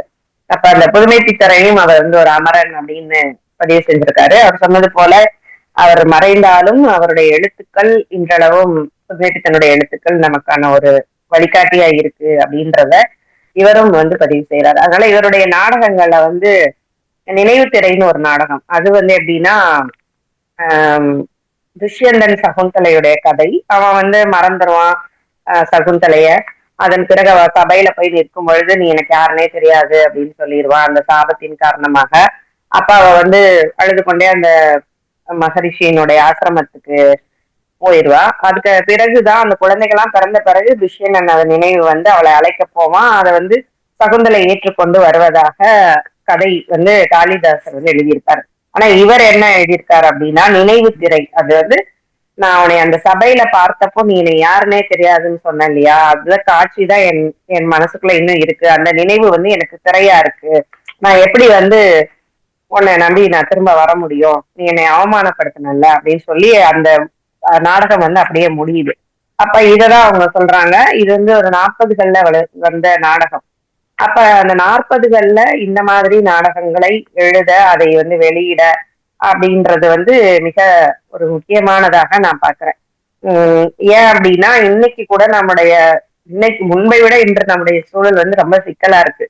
ஏதாவது ஒரு புராணத்தையோ இதிகாசத்தையோ அல்லது கதைகளையோ, நம்ம புராண இதிகாசம்னாலே கதை தான், அதையே ஏற்கக்கூடிய சூழல் இன்னைக்கு இல்ல. அதை வந்து நம்ம கை வச்சுட்டோம் அப்படின்னா இன்னைக்கு நம்முடைய நிலைமை வந்து வேறுதான். ஆனா அன்றைய காலகட்டத்துல இவர் வந்து சொல்லப்படுகின்ற அந்த உயர்மட்ட இதுல இருந்தாலும் கூட அவர் வந்து அந்த வடமொழியில இருக்கக்கூடிய அந்த மரபை வந்து உடைக்கிறார். இது வந்து தவறு அப்படின்னு சொல்லி சகுந்தலை சொல்வதாக இந்த நாடகத்தை வந்து முடித்திருக்கிறாரு. அதே போல நிறைய பௌத்தம் சமயம் தொடர்பாக நாடகம் எழுதியிருக்காரு. பௌத்தமும் எப்படி பரவுச்சு, ஏன் வந்து பெண்கள் வந்து அடிமையாக்கப்பட்டார்கள், விலை மாதர்களை பயன்படுத்தப்பட்டாங்க, அப்படிப்பட்ட பெண்கள் எல்லாம் தங்களுக்கான ஒரு புகலிடம் தேடி வந்த சமயம் வந்து பௌத்த சமயமாக இருந்தது. ஏனென்றால் அதுவும் வந்து பௌத்தமுமே வந்து பெண்களை ஏற்றுக்கொள்ளல. கௌதம புத்தர் வந்து யோசிப்பாரு எப்படி நான் இந்த சமயத்துல பெண்களை ஏற்றுக்கொள்ள அப்படின்ன பிறகு இல்ல அவர்களுக்கும் இந்த இடத்தை கொடுக்க வேண்டும். அந்த கௌதமி வந்து கேட்பாங்க இல்லையா, அந்த அந்த கருவை வைத்து கௌதமின்ற நாடகம் பாசவலை அப்படின்ற ஒரு நாடகமும் எழுதியிருக்காரு. அதே போல விஸ்வரூபம் துளியும் கடலும் அப்படின்றது வைணவம் தொடர்பா எழுதியிருக்காரு. இவர் வந்து அந்த சார்பு அப்படின்னு இல்லாம ஒரு இலக்கிய நயமாக தான் எல்லாவற்றையும் அணுகக்கூடியவராக பார்க்க முடியுது இவருடைய படைப்புகளை. இவருடைய படைப்புகள் அப்படின்னு பார்க்கும் பொழுது இவருடைய கவிதைகள் வந்து 140 கவிதைகள் வந்து இவர் எழுதியிருக்காரு. அந்த இதுலதான் வந்து ஏற்கனவே வந்த அந்த வெள்ளை பறவையோட சேர்த்து கையெழுத்து பிரதியா இருந்ததை வந்து இந்த ஆசிரா எழுத்துக்கள்னு அலையன்ஸ் வந்து 2005 நூற்றாண்டு விழானால வெளியிட்டாங்க. இந்த அலையன்ஸ் பதிப்பக 7 தொகுப்புகள் வெளியிட்டாங்க. இவர் தான் ஆசிரா.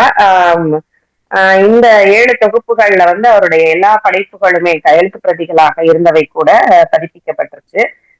என்னுடைய நெறியாளர் மோகன் அவர்கள் தான் ஒரு விழாவுக்கு சென்னை போயிட்டு வந்துட்டு ஜெயகாந்தன் அப்போ பேசும் பொழுது இவர் சாகித்ய அகாடமி மட்டுமல்ல ஞானபீடம் வாங்கக்கூடிய அளவிற்கு மிக சிறப்பான ஒரு எழுத்தாளர், ஆனா அந்த அளவுக்கு அவருக்கு வழங்கப்படலை அப்படின்றதாக பதிவு செய்ததாக சொல்லி நீங்க அவரை பற்றி ஆய்வு செய்ய வேண்டும் அப்படின்னாரு. அப்பதான் நான் இவருடைய படைப்புகளை எடுத்து ஆய்வு செய்ய தொடங்கினேன். நான் வந்து இவங்க சொன்னது போல மார்க்சிய பின்புலத்திலிருந்து வந்ததுனால எனக்கு கந்தர்வன் கதைகளை எடுத்து பண்ணணும்னு விருப்பம் இருந்தது. அப்புறம் என்னுடைய நெறியாளர் சொன்னாரு, இல்ல நீங்க இதை எடுத்து பண்ணுங்க, ஏன்னா இது தொடர்பாக ஒரு ஆய்வு உலகத்துக்கு ஒரு அறிமுகம் தேவைப்படுது அப்படின்னு சொன்னாரு. தியாகி மணவாளன் மதுரையில சொல்லுவாங்க இல்லையா, மாரி மணவாளன், அந்த தியாகி மணவாளன் அவர்களுடைய தம்பி பொண்ணு நானு. அதனால எங்க வீட்டுல எங்களுடைய மூத்த தலைமுறை மற்றும் இப்ப இருக்கக்கூடியவங்க எல்லாமே அந்த கம்யூனிச இத பின்பற்றி கொண்டிருப்பவர்களாக இருக்கிறார்கள். அப்ப நான் அந்த எண்ணத்துல இருந்தேன். அப்புறம் இவருடைய படைப்புகளை அப்புறம் படிக்க வந்து எனக்கு ஒரு மிக விருப்பமான ஒன்றாக மாறிவிட்டது இவருடைய படைப்புகள் எல்லாம். இந்த நூலாக்கத்திற்கு கூட நான் என்ன காரணம் சொல்றேன் அப்படின்னா, இவருடைய இந்த வெள்ளைப்பறவை இலக்கிய வனம் பார்க்கும்பொழுது இவருடைய எழுத்து வந்து மிக பறந்துபட்ட எழுத்து. இவர் வந்து டேல் ஆஃப் டூ சிட்டிஸ் அப்படின்றதான் தன்னுடைய முத நூலாக படித்ததாக பதிவு செய்யறாரு. அப்ப இந்த 2 நகரங்களின் கதை படித்த பிறகு அவருக்கு வந்து பல மாதங்களுக்கு வேற எதை படிச்சாலும் வந்து ஒரு விருப்பமே இல்லாமல் இருந்தான், இப்படியும் கூட எழுத முடியுமா அப்படின்னு சொல்லிட்டு. அப்ப அந்த இளம் பருவத்துல இருந்தே அவருக்கு வாசிப்பு அனுபவம் இருந்ததுனால அவர் வந்து தன்னை வந்து ஒரு சிறந்த வாசிப்பாளராகவும் எழுத்தாளராகவும் உருவாக்கி கொண்டார். அதே போல இவருடைய நாடகங்கள் வந்து 18 நாடகங்கள். இவருடைய மொழிபெயர்ப்பு அப்படின்னு பார்க்கும் பொழுது கவியரசர் கண்ட கவிதை அப்படின்ற தலைப்புல வந்து தாகூருடைய கவிதைகளை மொழிபெயர்த்திருக்காரு. அதே போல மேக சந்தேஷம் காளிதாசருடையது, அதே போல முகுந்த மாலை குலசேகர ஆழ்வாருடையது, அப்புறம் மணிஷ பந்தகம் ஆதிசங்கருடைய அது, பஜகோவிந்தம், அப்புறம் உமர் கயாம் பாடல்கள் வந்து ஆங்கிலத்துல இருந்து தமிழ்ல மொழிபெயர்த்திருக்காரு. பகவத்கீதையினுடைய 2ஆம் அத்தியாயம் இதை வந்து உலக இதய ஒளி அப்படின்ற ஒரு இதழ்ல வந்து தொடர்ச்சியா வெளியிட்டு வந்திருக்காரு. அது மொழிபெயர்ப்புக்காகவே வந்த இதழாக இருந்திருக்கிறது. அதே போல ஆங்கில கவிதைகள் ஈட்ஸ் அந்த மாதிரியான ஷெல்லி இவங்களுடைய இதெல்லாமே மொழிபெயர்த்து வெளியிட்டிருக்காரு. அதே போல பாரதியாருடைய கவிதைகளை த வாய்ஸ் ஆஃப் பாரதி அப்படின்னு தமிழ்ல இருந்து ஆங்கிலத்தை மொழிபெயர்த்திருக்காரு. அதே போல கம்பருடையதை வந்து லீஃப் ஃப்ரம் கம்பன் அப்படின்னு எழுதியிருக்காரு. இவருடைய மொழிபெயர்ப்போட சிறப்பு நான் ஏற்கனவே தொடக்கத்துல சொன்னது போல, இந்த ஒரு கவிஞனாக இருப்பவன் ஒரு மொழிபெயர்ப்பாளராக ஆகும் பொழுது எப்படி வந்து அது சிறப்பாக அமையும் அப்படின்றதுக்கு ஒரு சான்று சொல்லலாம். என்ன அப்படின்னு பாத்தீங்கன்னா, இவரோட அந்த தாகூருடைய அகலிகை அப்படின்ற ஒரு கவிதையில த சாக்ரட் பாத் ஆஃப் டஸ்ட் அப்படின்னு ஒரு வரி இருக்கு. அப்ப இத வந்து ஆசிரியர் தமிழ்ல மொழிபெயர்க்கிறாரு. அவருக்கு வங்காள மொழி தெரியாது. அப்ப அவர் வந்து தூசி எனும் கங்கையினில் மூழ்கி அப்படின்னு சொல்லி அதை வந்து மொழிபெயர்த்திருக்காரு. அப்ப இத வந்து அங்க அவருடைய வஉசி கல்லூரியில ஒரு வங்காள பேராசிரியர் ஒருத்தர் அவருக்கு நண்பர், அவர் வந்து ரவீந்திரநாத் பட்டாச்சாரியா, அவர்கிட்ட வந்து தன்னோட மொழிபெயர்ப்ப சொல்ற வழக்கம் இவருக்கு உண்டா. அப்படி சொல்லும் பொழுது இந்த வரிய சொல்றாரு, தூசி எனும் கங்கையினில் மூழ்கி அப்படின்னு சொல்லி இந்த சொல்ல பயன்படுத்தினாருன்னொடனே அந்த பட்டாச்சாரியா எழுந்து அவரை கை கொடுத்து அவர் கட்டி தழுவினாராம். ஏன் அப்படின்னா, உங்களுக்கு வங்காளம் தெரியாது. ஆக்சுவலா பெங்காலில வந்து தாகூர் வந்து கங்கை என்ற சொல்லதான் பயன்படுத்திருப்பாரு. இங்கிலீஷ்ல வந்து த சாக்ரட் பாத்ன்னு சொல்லியிருக்காங்க. அப்ப ஏன் எப்படி உங்களால இந்த கங்கைன்ற சொல்ல பயன்படுத்த தோணுச்சு உங்களுக்கு அப்படின்னு அவர் கேட்டிருக்காரு. ப்ரொஃபசர் ராகவன் என்ன சொல்வதென்று தெரியவில்லை, தாகூர் வங்காளி மூலத்தில் கங்கை என்ற சொல்லைத்தான் பயன்படுத்துகிறார் என்று சொல்லிவிட்டு, உங்களுக்கு கங்கை என்ற சொல்லை பயன்படுத்த வேண்டும் என்று எப்படி தோன்றியது என்று கேட்டார். கவிஞனுடைய உள்ளத்தில் தோய்ந்து விட்டால் இது சாத்தியமே என்றார் பேராசிரியர் அப்படின்னு பதிவு செய்யறாங்க. அதே போலதான் ஸ்டோனி அப்டக்கிள்ஸ் அப்படின்னு ஒரு வார்த்தை வருது. அதை வந்து தமிழ்ல இமாலய தடை அப்படின்னு மொழிபெயர்த்திருக்காரு. அதோட அதே மாதிரி அவர் அதையும் பார்த்துட்டு தாகூரோட பெங்காலி அந்த இதுல இமாலயம்ன்ற சோனின்ற இங்கிலீஷ்ல இருக்கிறத வந்து அவரு பெங்கால்ல வந்து இமாலயம்னா எழுதியிருக்காரு. அப்ப வந்து ஒரு அவர் மூலமொழியை படிக்காட்டினா கூட அவரால் அதை வந்து உணர்ந்து கொள்ள முடிகிறது அப்படின்னா அது ஒரு கவி உள்ளம் அப்படின்றதையும் சொல்லலாம். அதே போல இந்த வங்க கவிதைகளை சேரத்து தந்தங்கள் கொண்டு வாங்குவோம் பாரதி சொன்ன மாதிரி நமக்கும் அந்த வங்கத்துக்குமான உணர்வாக கூட இதை எடுத்துக்கலாம். அந்த படைப்பு அப்படின்றது மொழியை தாண்டியது அப்படின்றதுக்கு இந்த பதிவை சொல்ல விரும்புறேன். ஏன்னா நான் வந்து இந்த ஜப்பானிய கவிதைகள் மொழிபெயர்க்கும் பொழுது சில இடங்கள்ல வந்து ஆங்கிலத்துல பார்க்கும் பொழுது நமக்கு அதுல ஏதோ ஒண்ணு மிஸ் ஆகுற மாதிரி இருக்கும். இப்பதான் வந்து இந்த நமக்கு இயந்திர மொழிபெயர்ப்பு மூலமாக தெரியாத மொழியை கூட நம்ம எடுத்துக்கலாம் இல்லையா. அப்ப நான் இங்கிலீஷ் டு ஜாப்பனீஸ் கொடுத்து அந்த ஜாப்பனீஸ் டு தமிழ்ல சில இதை தேடும் பொழுது அந்த நமக்கு ஆசிய சிந்தனை அப்படின்னு ஒண்ணு இருக்கும் இல்லையா, அந்த சிந்தனை மரபுல சில சொற்கள் வந்து நம்ம நினைச்ச மாதிரி அதுல இருக்கும். ஆங்கிலத்துல அதை கொண்டு வந்திருக்க முடியாது. சோ அப்ப இவர் வந்து இயல்பாகவே அந்த மாதிரியான ஒரு மொழிபெயர்ப்பாளராக விளங்கி இருக்கிறார் அப்படின்றத பார்க்க முடியுது. இதற்கு முன்பு நிறைய சொல்லியது போல, நிறைய அறிமுகப்படுத்தியவர்கள் சொல்லியது போல இவருடைய படைப்புகள் எல்லாம் அன்றைய காலகட்டத்தில் ஹிந்து, இந்தியன் எக்ஸ்பிரஸ் போன்ற ஆங்கில ஏடுகளிலும், ஆனந்த விகடன், கல்கி, கலைமகள், சுதேசமித்திரன் போன்ற இதழ்களிலும் வெளிவந்துச்சு அப்படிங்கிறாங்க. இவருடைய அந்த விமர்சனம் வந்து மிக சிறந்த விமர்சனமாக அன்றைய காலத்தில் எதிர்பார்க்கப்பட்டு கொண்டிருந்தது அப்படின்றதையும் சொல்றாங்க. அதே போல சுதேசமித்திரன் வந்து இவருடைய கவியரசர் கண்ட கவிதை நூலை ஒரு சிறப்பான நூல் அப்படின்னு அதை பற்றி ஒரு கட்டுரை எழுதியிருந்ததையும் அவருடைய மாணவர் வந்து பதிவு செய்யறாரு. அதே போல இவர் வந்து ஒரு இதழாசிரியராகவும் விளங்கி இருக்கிறார். சிந்தனை அப்படின்ற ஒரு இதழ் இவர் சென்னையில் இருந்த காலகட்டத்தில் 2 ஆண்டுகள் வெளிவந்திருக்கிறது. அந்த இதழ்ல அன்றைய காலகட்டத்துல இருந்த பல புகழ்பெற்ற எழுத்தாளர்கள் எழுதியிருக்காங்க. இவர் வந்து அந்த புத்தக உலகம் அப்படின்ற தலைப்புல நூல் மதிப்புரை வெளியிட்டிருக்காரு. இப்ப தலைமை தங்கிய கலையரசி அவர்கள் சொன்னது போல இன்று புத்தகம் என்பதெல்லாம் அவுடேட்டட் அப்படின்ற ஒரு மனநிலைக்கு அடுத்த தலைமுறை தள்ளப்படுகிறது. ஏன்னா இன்னைக்கு வகுப்பெடுக்கக்கூடிய பேராசிரியர்களுக்கு தெரியும், முந்தி வந்து புக்கை வந்து அப்படியே படிப்பாங்க, அடுத்து வந்து ஜெராக்ஸ் எடுத்துக்கிடுவாங்க, அப்புறம் அதுல இருந்து நோட்ஸ் எடுப்பாங்க. இன்றைய காலகட்டத்துல பாத்தீங்கன்னா பவர் பாயிண்ட் போட சொல்லுவாங்க நம்மள ஆசிரியர்களை. நம்ம பவர் பாயிண்ட் ப்ரெசென்ட் பண்ணும்போது அதை வந்து பிடிஎஃபா கூட வாங்கிக்க மாட்டாங்க. பிடிஎஃப் கொடுங்க, அல்ல அதை நோட்ஸ் எல்லாம் எடுக்க மாட்டாங்க. பவர் பாயிண்ட் போடும்போது அதை வந்து போட்டோ எடுத்துக்கிடுவாங்க. அதை வச்சுதான் அவங்க வந்து அடுத்து படிக்கிற ஒரு மனநிலைக்கு மாணவர்கள், இதை மாணவர்களுடைய குறையா சொல்லல, இன்றைய உலகமயமாக்கல் அல்லது நவீனமாக்கல் வந்து நம்ம எப்படி சிந்தனையை வந்து குறைச்சிக்கிட்டே வருது அப்படின்றதுக்கு இதை சொல்லலாம். அப்படிங்கும்போது இந்த இவர் வந்து நூல் அறிமுகத்தை வெளியிட்டிருக்காரு. அதே போல ஒரு மாதத்து செய்திகளை தொகுத்து செய்தி கோவைன்னு அந்த இதுல வெளியிட்டிருக்காரு. இதை வந்து படிச்சா அன்றைய காலகட்டத்துல என்ன நடந்தது அப்படின்றத நம்ம புரிஞ்சுக்க முடியுது. மகாத்மா காந்தியினுடைய உண்ணாவிரதம், காஷ்மீர் பிரச்சனை, ஹைதராபாத் போராட்டம், திருவாங்கூர் சமஸ்தான இணைப்பு அப்படின்ற அந்த அன்றைய காலகட்டம் என்னென்னலாம் நடந்துச்சோ அதெல்லாமே வந்து அதுல வந்து ஒரு மாத செய்திகளை கொடுக்குறாரு. அதே போல இந்த இதழ்ல வந்து வையாபுரி பிள்ளை, சந்திரசேகரன், பெரியசாமி தூரன், கே.ஏ. நீலகண்ட சாஸ்திரி, மகாதேவன், ராஜாஜி, சிட்டி, துரைவன், சாலை இளந்திரையன், சுகி சுப்பிரமணியம், பி ஸ்ரீ, தமிழொலி, டி ஜானகிராமன், குகப்பிரியை, தங்கம்மாள் பாரதி போன்றவர்களுடைய படைப்புகளும் வெளிவந்திருக்கு. ஒரு மிக தரமான சிறந்த இதழாக இது 2 ஆண்டுகள் மட்டுமே வெளிவந்த இதழ். இதை வந்து நான் வந்து ரோஜா முத்தையா நூலகம் சென்று, அப்ப வந்து அவங்க காரைக்குடியில இருந்தது அவங்க நூலகம் நினைக்கிறேன், அங்க போய் நாங்க அந்த இதழ்கள் எல்லாம் பார்த்தோம். பட் அதை வந்து ஜெராக்ஸ் அந்த மாதிரி எதுவும் எடுக்க முடியல. அப்ப இந்த அளவுக்கு அலைபேசியில போட்டோ எடுக்கிற அந்த வாய்ப்பெல்லாம் இல்லை. அதனால அந்த இதழ்களை நான் நேரடியா பார்த்தேன். அந்த அளவுக்கு வந்து ஒரு சிறப்பான இதழாசிரியராகவும் இவர் வந்து செயல்பட்டிருக்காரு அப்படின்னு பார்க்க முடிகிறது. அதே போல இவருடைய அந்த மொழிபெயர்ப்புல அந்த மனிஷா பஞ்சகம் அப்படின்றது எப்படின்னா, மனிஷா அப்படின்னா ஞானம் அப்படின்ற பொருள். அந்த ஞானத்தை பற்றிய 5 அந்த ஸ்லோகம் அந்ததான் அந்த மனிஷா பஞ்சகம். அந்த மனிஷா பஞ்சகம் எப்படி தோன்றுச்சு அப்படின்ற அறிமுகத்தையும் அவர் கொடுக்குறாரு. அவர் வந்து ஆதிசங்கரர் வந்து காசியில இருந்தப்போ கங்கையில நீராடி விட்டு விஸ்வநாதர் கோயிலுக்கு போறாரு. அப்ப வழியில வந்து இந்த சமூகத்தால் சொல்லப்படக்கூடிய அந்த தீண்டத்தகாதோர் அப்படின்ற ஆணையும் பெண்ணையும் அவர் பார்க்கிறாராம். பார்த்தோன்னே அவரு போயிடு, என்னை பார்க்காத, போய் அவங்கள பார்த்தாலே தீட்டு அப்படின்ற மாதிரி போன்னு சொல்றாரு.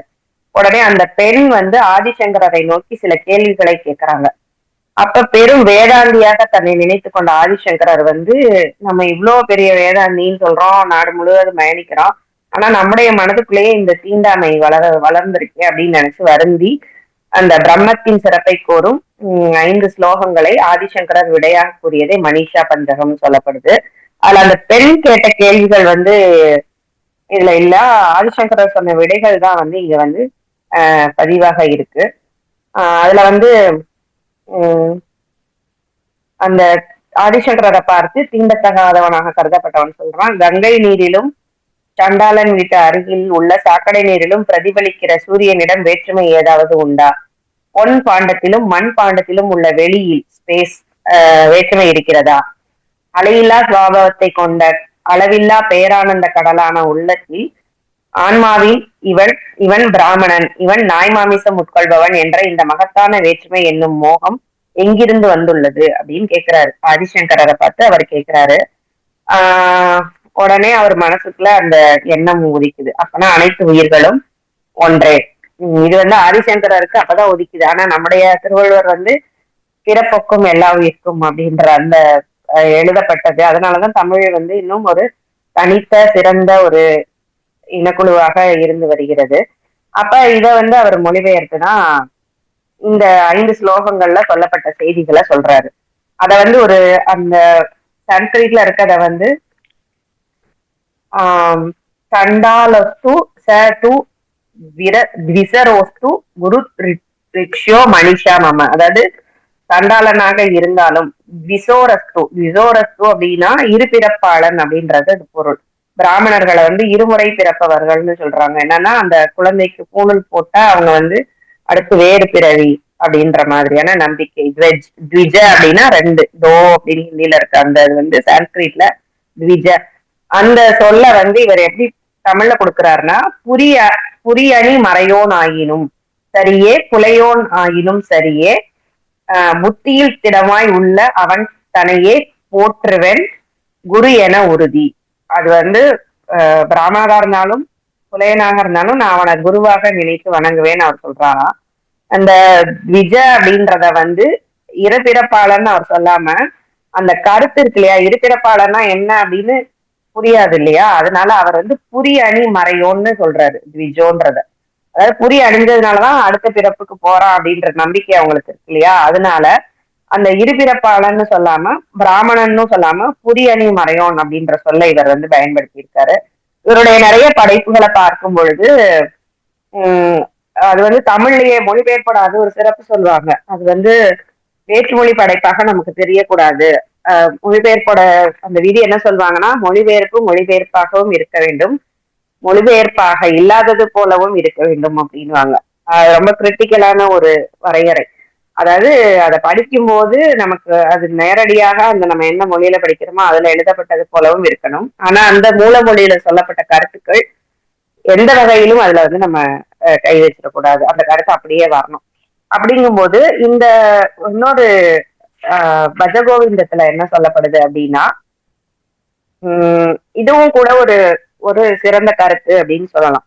என்ன அப்படின்னா, குருதே கங்கா சாகரக மனம் பிரத்தபரி பாலன மதவா தானம் ஞான விஹீனக சர்வம் தேன முக்திம்ன பஜதி தன்மச தேன அப்படின்றத வந்து அவர் என்ன சொல்றாரு அப்படின்னா, தானம் புரிவான், கடன்கள் கழிப்பான், கங்கை சங்கம் ஆடிடுவான், ஞானம் இவையெனில் 100 பிறவிகள் பெறினும் என்றும் வீடு பெறான். அதாவது இவன் என்ன செய்யறான், தானம் செய்யறான், கடன் கழிக்கிறான், கங்கையில போய் நீராடுறான், இதெல்லாம் தான் ஞானம் நினைச்சா 100 பிறவி எடுத்தா கூட இவனுக்கு வந்து வீடு பேரே கிடைக்காது அப்படின்னு சொல்றாரு.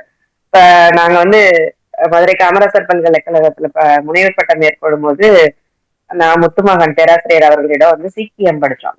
அந்த சீக்கியம்ல வந்து அதுல சொல்லியிருப்பாங்க, அவர் வந்து குருநானக் வந்து ஒரு நாள் வந்து அந்த ஆற்றங்கரையில இருந்து எல்லாரும் வந்து வடக்கு நோக்கி தண்ணீரை தெளிச்சிட்டு இருப்பாங்க.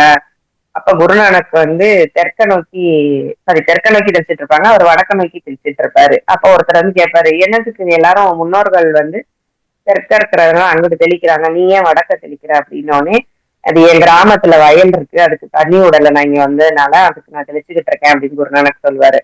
அப்ப அவரு அந்த கேட்டவன் சொல்லுவான், உனக்கு அறிவு இருக்கா, உன் ஊர் எங்க இருக்கு, இங்க இருந்து தண்ணி தெளிச்சா எப்படி போகும் அப்படின்னு கேட்பான். உடனே குருநானக் சொல்றாரு, மேலோகத்துல இருக்கானா இல்லையானே தெரியல, அந்த மேலோகத்துக்கே நீ தெளிக்கிற தண்ணி போகல, இங்க இருந்து நான் தெளிக்கிற தண்ணி என்னோட ஊருக்கு போகாதா அப்படின்னு சொல்லி கேட்பாரு அப்படின்னு சொல்லி அந்த அவருடைய குருநானக்கோட இதுல இருக்கும். அப்ப அதாவது மக்களுக்கு விழிப்புணர்ச்சி ஏற்படுத்துறதுக்காக இத்தகைய செயல்கள் எல்லாம் அவர்கள் செய்தார்கள்னு பார்க்க முடிகிறது. அப்ப இவரும் அதையே வந்து அந்த பஜகோவிந்தத்துல இருக்கத சொல்றாரு.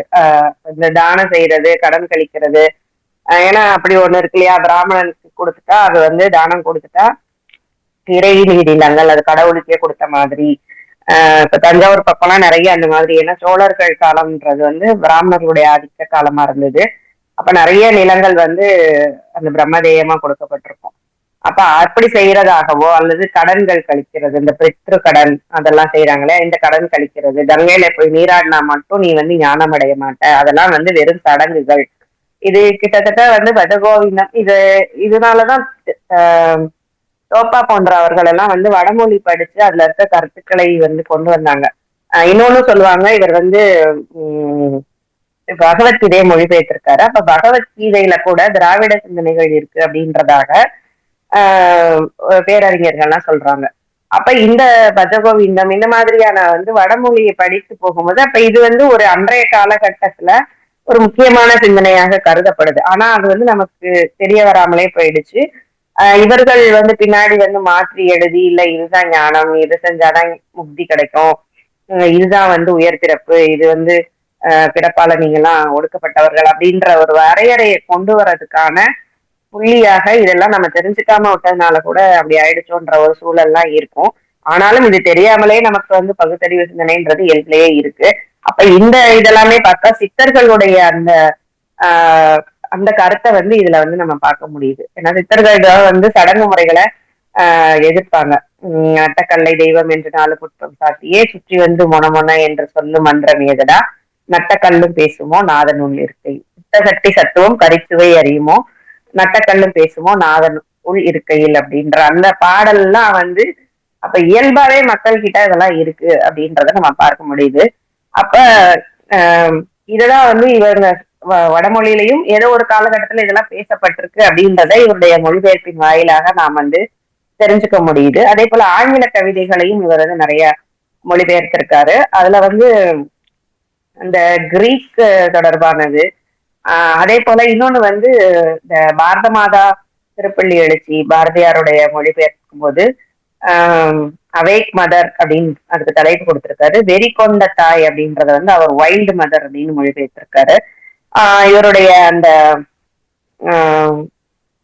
அந்திப்பொழுது அப்படின்ற கவிதையில வந்து ஈவினிங்ன்ற தலைப்புல மொழிபெயர்த்து அதுல ஒரு வரி வருது, பின்னர் தெரிவிலோர் சேவல் அதன் பேச்சினிலே சக்தி வேல் என்று கூவும் அப்படின்னு எழுதியிருக்காரு பாரதியார். அத வந்து இவரு இந்த street crows the cock, Sakthi Vel is the burden of its talk அப்படின்னு சொல்றாரு. அப்ப கீழே வந்து அடிக்குறிப்பாக the cock is the emblem of the on the flag of Lord Subramanya பிராக்கெட்ல son of Lord Shiva and the vel long spear is his weapon அப்படின்னு அடிக்குறிப்பு கொடுக்கிறாரு. ஏன்னா வேல் சக்தி வேல்னு அவர் வந்து டிரான்ஸ்லிட்ரேஷனா கொடுத்துட்டாரு. அப்ப அதை வந்து ஏன்னா சக்தி வேல்ன்றத நம்ம ஆங்கிலத்துல எப்படி மொழிபெயர்க்க முடியும் இல்லையா? அப்ப அது ஒரு பண்பாட்டு ஒரு வழிபாட்டு அந்த மரபார்ந்த சொல்லாக இருக்கிறதுனால அந்த மொழிபெயர்ப்புல அதை சொல்லுவாங்க. சில சொற்களை வந்து மொழிபெயர்க்க முடியாது. அப்ப அதை டிரான்ஸ்லிட்ரேஷன்ல கொடுத்து அதுக்கு அடிக்குறிப்பு கொடுக்கணும் அப்படின்ட்டு அந்த மெத்தட்ல அந்த முறையில இவர் வந்து அந்த வேல் அப்படின்றது வந்து ஒரு வெப்பன் அப்படின்றதையும் வந்து அந்த அடிக்குறிப்பு மூலமாக விளக்குகிறார் அப்படின்னு பார்க்க முடியுது. அதே போல சில சொற்களை வந்து அது மொழிபெயர்த்தாலும் அந்த சுவை கிடைக்காது. அப்படிங்கும்போது இந்த பாரத மாதா திருப்பள்ளி எழுச்சிக்கு முதல் வரியான பொழுது புலர்ந்தது அப்படின்னு வருது. அவரால் அது என்ன நினைச்சாருன்னு தெரியல. அவர் வந்து பொழுது புலர்ந்ததுன்றத டிரான்ஸ்லிட்ரேஷனா POHZHUTHU அப்படின்னு தான் புலர்ந்தது அப்படின்னா இங்கிலீஷ்ல அப்படியே டிரான்ஸ்லிட்ரேட் பண்ணியிருக்காரு. அந்த கல்விக்கு கீழே அது பொழுது புலர்ந்ததுன்னா என்னன்ற விளக்கத்தை கொடுக்குறாரு. அப்ப அவராலுமே சில சொற்களை வந்து நேரடியா மொழிபெயர்க்க முடியாம டிரான்ஸ்லிட்ரேஷனை பயன்படுத்துறாரு. இப்ப நான் வந்து சங்க கவிதைகளை வந்து ஹிந்தியில வந்து அதனுடைய மொழிபெயர்க்கும் போது ஒரு 50 கவிதைகள் மொழிபெயர்த்தேன். அதுல வந்து அதனுடைய சாரத்தை தான் மொழிபெயர்க்க முடிஞ்சுச்சு.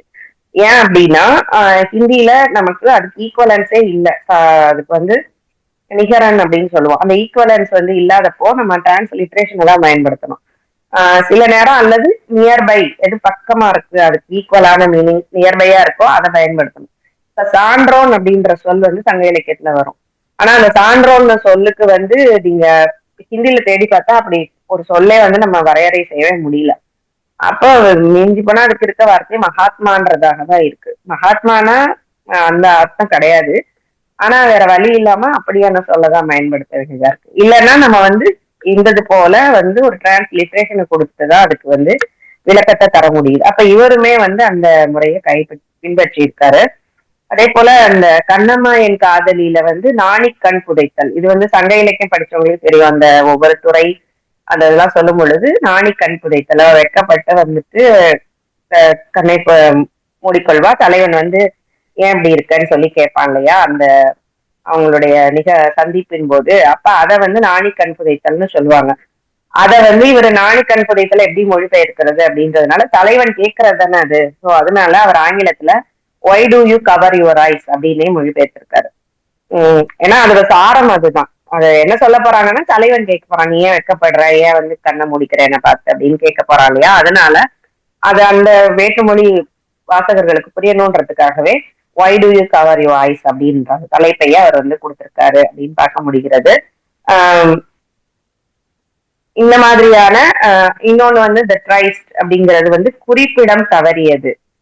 குறிப்பிடம் தெரியும் இல்லையா? இரவு குறி பகற்குறி, காதலனும் காதலியும் சந்திக்கிறதுக்காக ஒரு இடத்த சொல்லி அங்க மீட் பண்ணுவாங்க, சந்திப்பாங்க. இரவு குறி பெரும்பாலும் தலைவியின் வீட்டுக்கு பின்புறமா இருக்கும் அப்படின்றதெல்லாம் சங்க இலக்கியம் படித்த அந்த ஒரு மரபு. அப்ப அதுல வந்து குறிப்பிடம் தவறியது என்னன்னா இரவு குறி தெரியும் இல்லையா? தலைவன் சொல்லியிருப்பான், நான் வந்து ஒரு இளநீ எடுத்து அப்பெல்லாம் நீர்நிலை நல்லா இருந்திருக்கு. அதனால வீட்டுக்கு பின்னாடி இருக்க குளத்துல நான் போடுவேன். சத்தம் கேட்டோடனே நீ வந்துரு, அல்லது கல்லை எடுத்து 3 தடவை போடுவேன், 3 தடவை சவுண்ட் கேட்டுச்சுன்னா நீ வந்துரு அப்படின்னா குறி சொல்லுவாங்க. அந்த குறிப்பிடம் தவறியது அப்படின்னா சில நேரம் இயல்பாவே மரத்துல இருந்து காய் விழுந்திருக்கும். அப்ப அது சத்தம் கேட்ட உடனே இவ வருவா. அது வந்து இயல்பா விழுந்ததுனால சரி தலைவன் இல்ல. அப்புறம் கொஞ்ச நேரம் கழிச்சு விழுகும். இவ சரி திரும்பியும் அதே மாதிரிதான் விழுந்துருச்சு போலன்னு சொல்லிட்டு போகாம இருந்துருவா. இத வந்து குறிப்பிடம் தவறியது அப்படின்னு சொல்லுவாங்க. அப்ப இத வந்து இவர் அந்த குறிப்பிடம்ன்றத மொழிபெயர்க்கும் போது ட்ரைஸ்ட் அப்படின்ற சொல்ல பயன்படுத்துறாரு. ட்ரைஸ்ட் அப்படின்னா private romantic meeting between lovers அப்படின்றது அதுக்கு பொருள். ஸோ இது ஈக்குவலண்டா இருக்கு இல்லையா? அவங்க தனியாக சந்திக்கக்கூடிய, காதல் செய்வதற்காக சந்திக்கக்கூடிய இடம் அப்படின்றத இந்த கிரைஸ்ட் என்ற சொல்ல வந்து அவர் பயன்படுத்தியிருக்காரு. சில நேரம் நமக்கு வந்து மொழிபெயர்க்கும் போது சொல் தெரியும், ஆனா அந்த நேரம் அது வந்து தோணவே தோணாது. அதுக்காக ரொம்ப தேடுற மாதிரி இருக்கும். அந்த மொழிபெயர்ப்பு பணின்றது எவ்வளவு சிக்கலானது அப்படின்றதுக்காக இந்த செய்தியை நான் சொல்றேன். அப்ப இந்த மாதிரியாக ஒரு மொழிபெயர்ப்புல வந்து மிக சிறந்த ஒரு மொழிபெயர்ப்பாளராக செயல்பட்டிருக்கிறார். கட்டுரைன்னு பார்க்கும் பொழுது அவர் 33 கட்டுரைகள் எழுதியிருக்காரு. ஆங்கிலத்திலையும் 20க்கும் மேற்பட்ட கட்டுரைகள் அவர் வந்து எழுதியிருக்காரு. இந்த கட்டுரைகள் எல்லாமே வந்து ஏதாவது ஒரு கருத்தை எடுத்துக்கொண்டு இன்னொன்னு நேருக்கு நேரா பேசுற மாதிரிதான் அவருடைய அந்த நடை அமைக்கும்.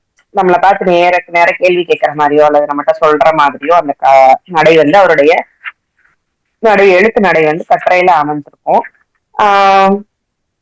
இலக்கியம் எதற்கு அப்படின்ற ஒரு கேள்வியை கேட்கிறாரு.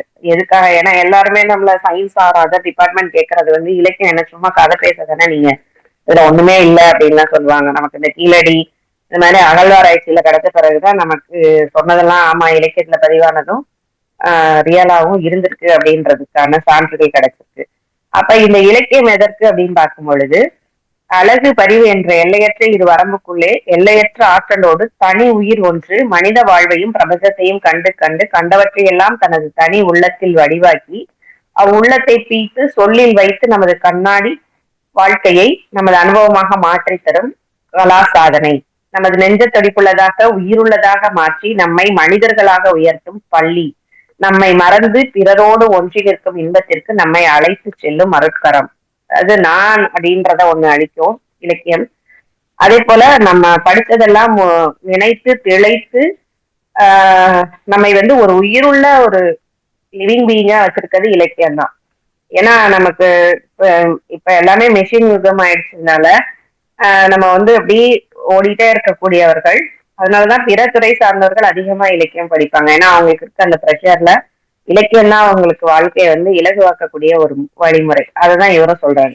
அதே போல வரம்பு அப்படின்ற கட்டுரையில என்ன சொல்றாரு அப்படின்னா, வரம்புன்றத 2 வகையா சொல்லலாம். ஒண்ணு வந்து விஞ்ஞானியினுடைய அந்த இது, இன்னொன்னு கலைஞனுடையது. விஞ்ஞானியும் கலைஞனும் வரம்பை நீக்கி உலகத்தை காண விரும்புகிறார்கள். ஏன்னா அந்த கேஸ் மாதிரி எங்கேயோ ஒண்ணு நடக்கிறது நமக்கு பாதிப்பை ஏற்படுத்துது இல்லையா? அந்த புயலாகட்டும், மழையாகட்டும், வெயிலாகட்டும்.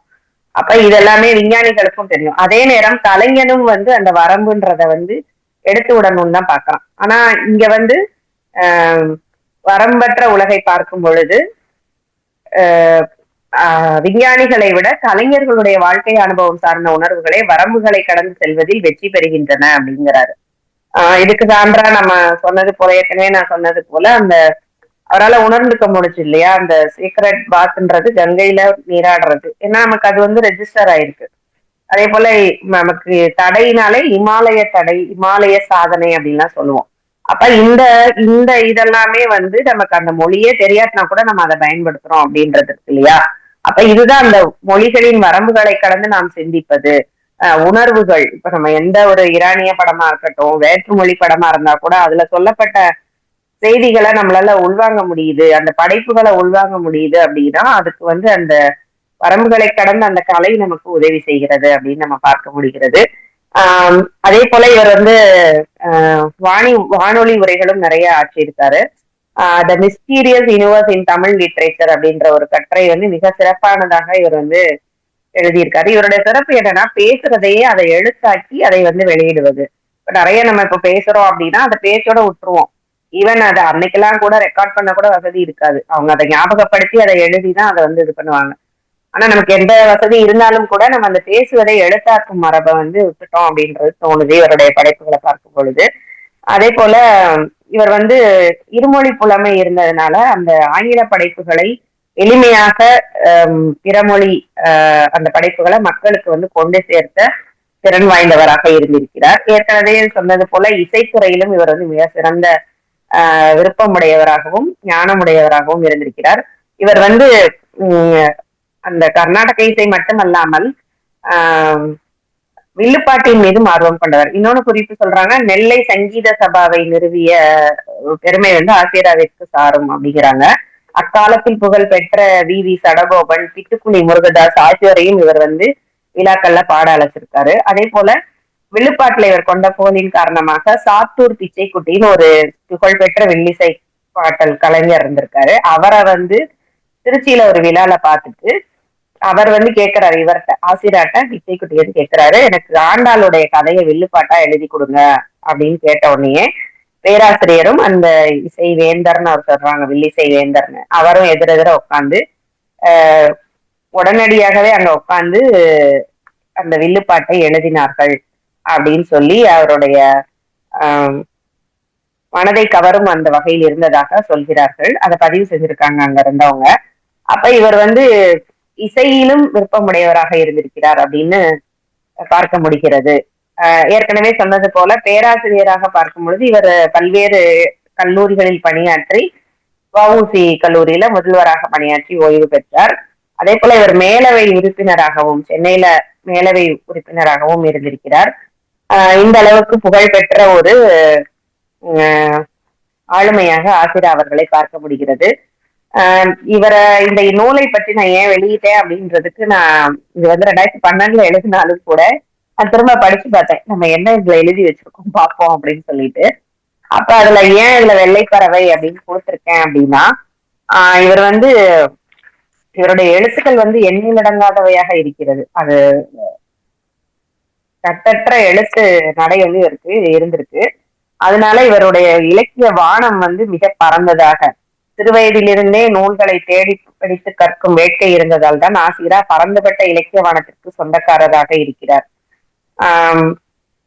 தஞ்சை மாவட்டத்தில் பிறந்து திருநெல்வேலி, சென்னை, தூத்துக்குடி என பல பிரதேசங்களிலும் ஆசிரா என்ற பறவை தன் காலடி தடத்தை அழுத்தமாக பதித்துள்ளது. ஆங்கிலத்துறையில் பணியாற்றி இருந்த போதும் தமிழ் மீதான மோகத்திற்கு அளவே இல்லை. தாய்மொழி வழி கல்வியே சிறந்தது என்று கூறிய முதல் ஆங்கில பேராசிரியர் ஆசிராவாக இருக்கலாம். சிறுவயதிலிருந்தே இந்த விருப்பம் இருந்ததால் தான் இவர் வந்து மிகச்சிறந்த ஒரு ஆளுமையாக விரும்பியிருக்கிறார். இன்றைய இளம் தலைமுறையினருக்கு ஆசிராவின் பல பரிமாணங்கள் வியப்பை தருகிறது. ஆசிரா என்ற ஒற்றை பிம்பத்தின் பிரம்மாண்டம் சொல்லிடற்கரியது. அதே போல இவர் பெற்ற விருதுகள்னு பார்த்தோம்னா, இவர் செந்தமிழ் செம்மல் விருது பெருமையா தினத்துல இருந்து வாங்கியிருக்காரு. கோபாண்டவர் கையால பாராட்ட பெற்றிருக்காரு. நேரு வந்து இவருடைய ஜவஹர்லால் நேரு நம்முடைய முன்னாள் முதல் பிரதமர் வந்து இவருடைய பேச்சால் கவரப்பெற்று இவரை வந்து பாராட்டியிருக்காரு. அத்தகைய சிறப்பு பெற்ற இவர் வந்து இனிவரும் தலைமுறைக்கு எண்ணி வியப்பதோடு மட்டுமல்லாமல் அவரை போல பல துறைகளிலும் திறமையை வெளிப்படுத்த வேண்டும் என்ற நோக்குடனேயே இந்நூல் உருவாக்கப்பட்டுள்ளது அப்படின்னு நான் இதுல கொடுத்திருக்கேன். அதனால இது எனக்கு வந்து என்னுடைய அந்த முனைவர் பட்ட ஆய்வு காலத்தையும் அன்றைய காலகட்டத்துல நான் மேற்கொண்ட இந்த செயல்பாடுகளை நினைவுபடுத்திக் கொள்வதற்கு ஒரு நல் வாய்ப்பாக அமைந்தது. இந்த வாய்ப்பை அளித்த அனைவருக்கும் நன்றியை தெரிவித்துக் கொள்கிறேன். நன்றி, வணக்கம். பேராசிரியர் வீரலட்சுமி அவர்களே, இப்பொழுது இந்த உரை குறித்த கருத்துக்களை தெரிவிக்க பேராசிரியர் கலையரசி அவர்களை அன்புடன் அழைக்கிறேன். ஒரு மிகச் சிறப்பான உரை. ஒரு காலகட்டத்துல இலக்கிய உலகத்திலையும் நாடக உலகத்திலையும் மொழிபெயர்ப்பிலையும் மிகுந்த ஆளுமை செலுத்தி வந்த சீனிவாச ராகவன் நான் தெரிஞ்சுக்கிறதுக்கு பர்சனலா மிக தெரிஞ்சுக்கிறதுக்கு ஒரு நல்ல வாய்ப்பு அப்படின்னு தான் நான் சொல்லுவேன். ஏன்னா எனக்கும் வந்து ஆசிரா பத்தி அவ்வளவு தெரியாது. இப்ப அவங்க வீரலட்சுமி சொன்னது மூலமா தான் நான் அதை தெரிஞ்சுக்கிட்டேன். உண்மையிலே ஒரு அடுத்த தலைமுறை என்ன மாதிரி இருக்கணும் அப்படிங்கிறதுக்கான ஒரு நல்ல பதிவை நான் பார்க்கிறேன். பேராசிரியர் வீரலட்சுமி அவர்களுக்கு நன்றிகளும் வாழ்த்துக்களும். வீரலட்சுமி அவர்கள் வந்து கிட்டத்தட்ட ஆசிராவாவோ ஆயிட்டாங்களோ அப்படின்னு தோணுது. ஏன்னா கிட்டத்தட்ட அவங்களுடைய அந்த வே ஆஃப் ஒர்க்கிங் ஸ்டைலும் அப்படிதான் இருக்க மாதிரி இருக்கு. மொழிபெயர்ப்பு துறை சார்ந்த விஷயங்கள், இந்த மாதிரியான விஷயங்கள் அவங்க இன்னும் கூடுதல் கவனம் செலுத்திட்டு வர்றது, இதெல்லாம் வந்து பார்க்கும்போது அவங்களுடைய முனைவர் பட்ட ஆய்வேட்டின் வழியாகவே அவங்க இன்னும் நடந்துட்டு இருக்காங்க அப்படிங்கிற விஷயமா தெரியுது. ஆஹ் சில அந்த பகவத்கீதை மொழிபெயர்ப்பு பத்தி மட்டும் கொஞ்சம் இன்னும் தெளிவுபடுத்தினா நல்லா இருக்கும்னு நான் நினைக்கிறேன். எனக்கு அதுல கொஞ்சம் ஒரு ஒரு சில விஷயங்கள் புரியாம இருந்த மாதிரி தெரிஞ்சது. அதனால அது கொஞ்சம் தெளிவுபடுத்தினா நல்லா இருக்கும்னு நான் நினைக்கிறேன். மற்றபடி உரை வந்து மிகச்சிறப்பான உரை. உண்மையிலே ஒரு ஒரு ஒரு காலகட்டத்துல வாழ்ந்த மனிதர்கள், அவர்களுடைய அந்த வாசிப்பு முறைகள், அவர்கள் வாசிச்சது அடுத்த தலைமுறைக்கு எப்படி கடத்திட்டு போனாங்க அப்படிங்கிற மாதிரியான விஷயங்களும் தெரிஞ்சுக்கிறதுக்கான ஒரு அரிய வாய்ப்பை வந்து வழங்கியிருக்காங்க. நன்றி வீரலட்சுமி. வீரலட்சுமி மேம், அதுக்கு ஆன்சர் பண்றீங்களா? நன்றி நன்றி கிளர்ச்சி. இதுல பகவத்கீதையில வந்து நான் வந்து இன்னும் இவர் வந்து 2வது அத்தியாயம் மட்டும்தான் மொழிபெயர்த்திருக்காரு.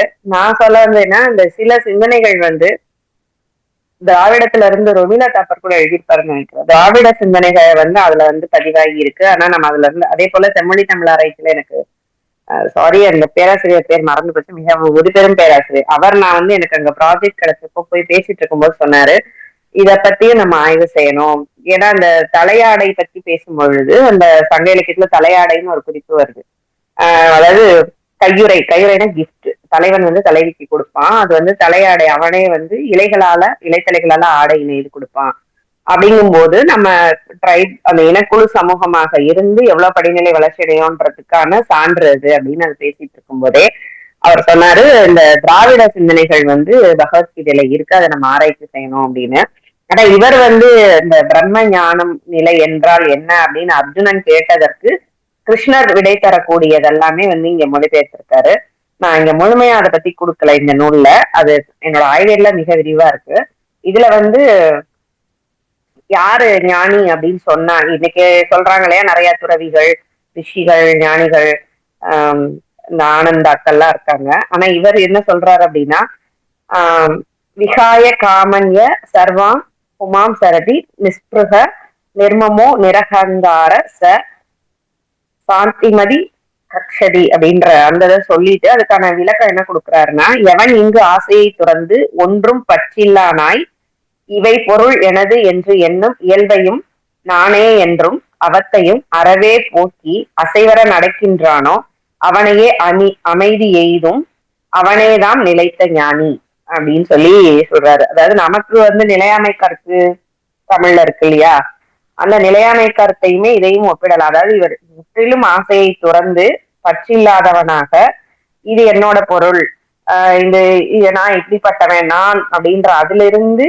அவத்தை அந்த இதுல இருந்து வெளியே வர்றவன் மட்டும்தான் உண்மையான ஞானி. அவனுக்கு மட்டுமே மனதில் வந்து அமைதி கிடைக்கும் அப்படின்னு இதுல சொல்லியிருக்காரு. இன்னைக்கு கூட நான் ஒரு வண்ணதாசன் கவிஞருடைய ஒரு முகநூல் பதிவுல பார்த்தேன். ஒரு புத்த பிக்ஷு வந்து ஒரு சின்ன பையனை கையில பிடிச்சிட்டு ஒரு வெளி ஓப்பன் ஸ்பேஸ் வெள்ளையா இருக்கும் அந்த பிக்சர்ல, அதை காமிச்சிட்டு இதெல்லாம் என்னோடது, நான் உனக்கு விட்டுட்டு போறேன் அப்படின்னு சொல்றதாக இங்கிலீஷ்ல அந்த வாசகம் இருந்தது.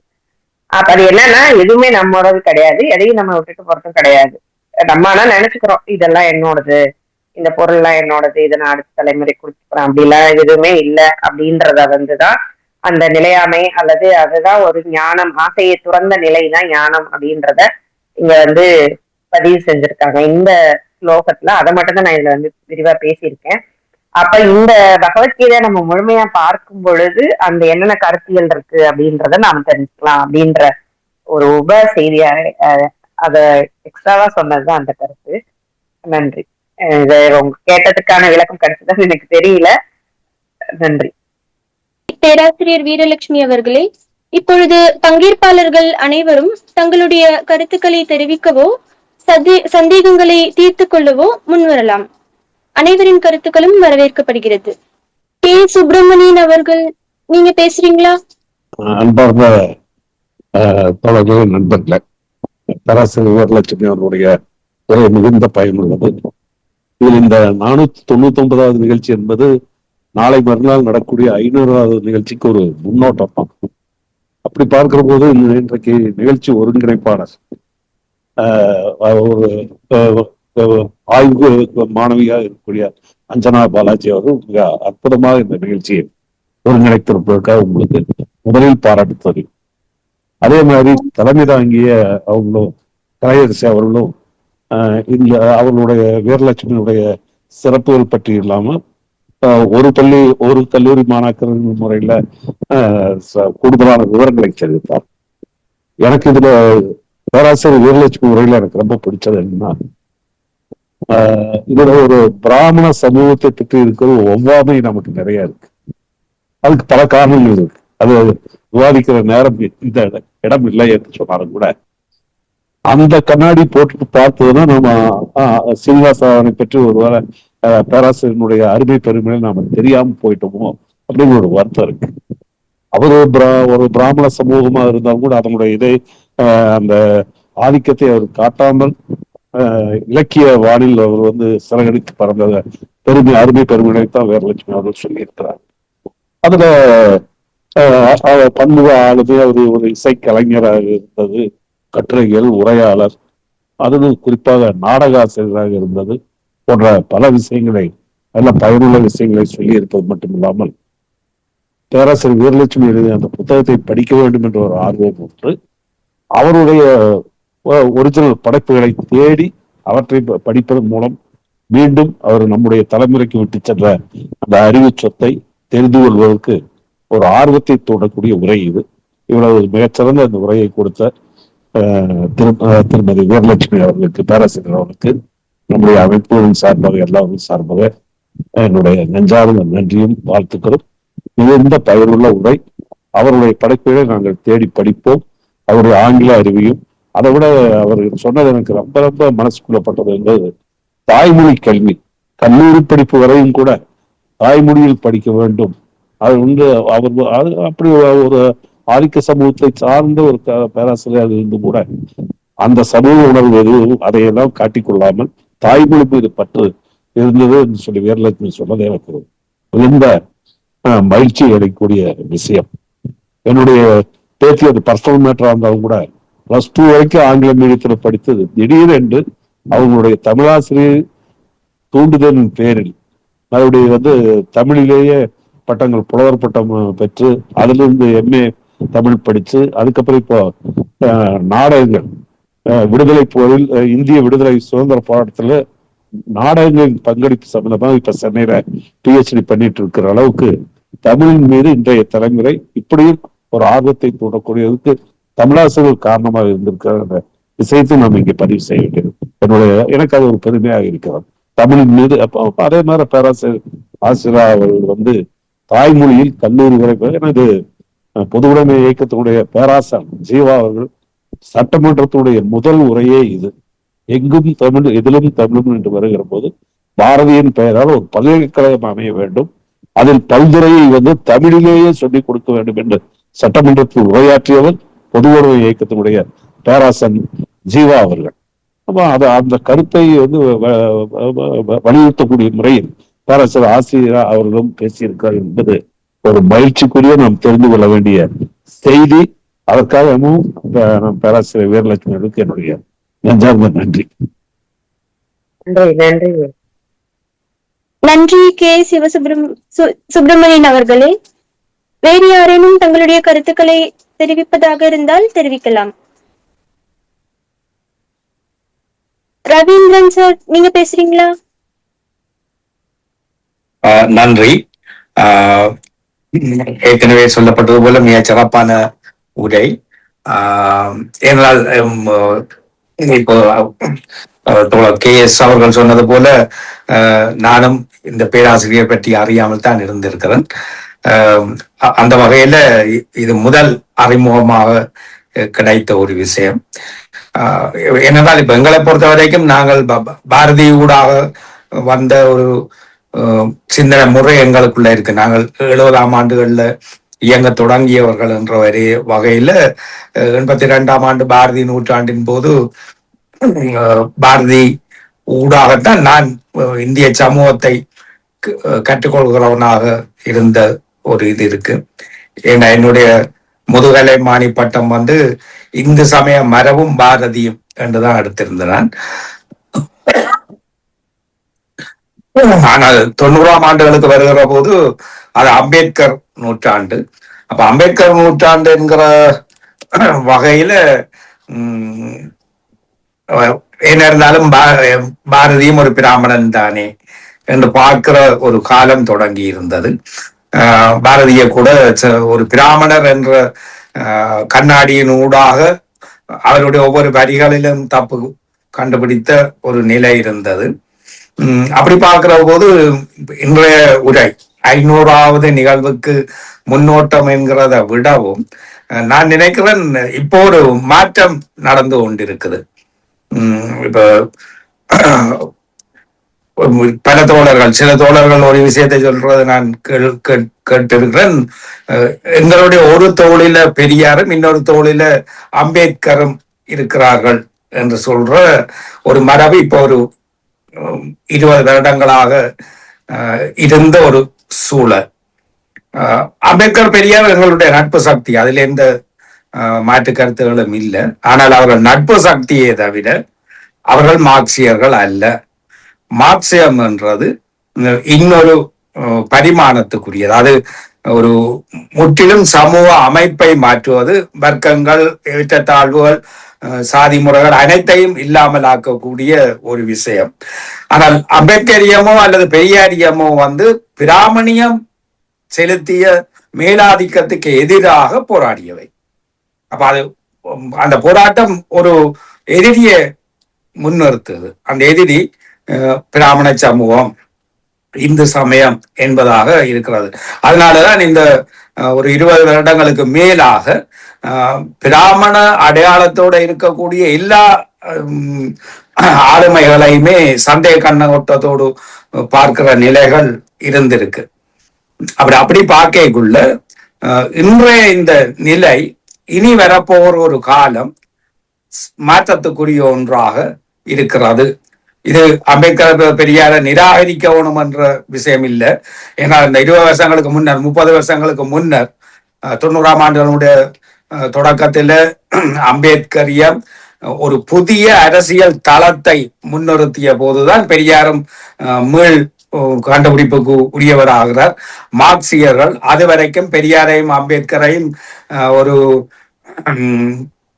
சுதந்திரத்துக்கு எதிரானவர்கள் அல்லது மாற்றது கொலனித்துவத்திலிருந்து விடுதலை பெறுவதை விடவும் அந்த கொலனித்துவம் தான் சாதியத்துக்கு எதிராக எதையாவது செய்தது என்று நம்பியவர்கள் என்ற காரணத்தினால பெரியாரையும் அம்பேத்கரையும் 30ஆம் ஆண்டுகள்ல இருந்து மார்க்சியர்கள் சந்தேக கண்ணோட்டத்தோட பார்த்ததுதான் இருந்திருக்கு.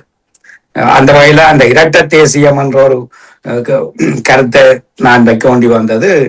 தேசியம் என்பது அடிப்படையில நிலப்பிரபுத்துவத்தை உடைச்சு கொண்டு முதலாளித்துவ சமூகம் எழுச்சி பெற்றது ஐரோப்பாவில. ஆனால் எங்களை பொறுத்த வரைக்கும் நாங்கள் காலனித்துவ பிடியை தகர்ப்பது என்கிற ஒரு தேசியமும் இருக்குது, நிலப்பிரபுத்துவத்தை உடைக்க வேண்டிய தேசியமும் இருக்குது.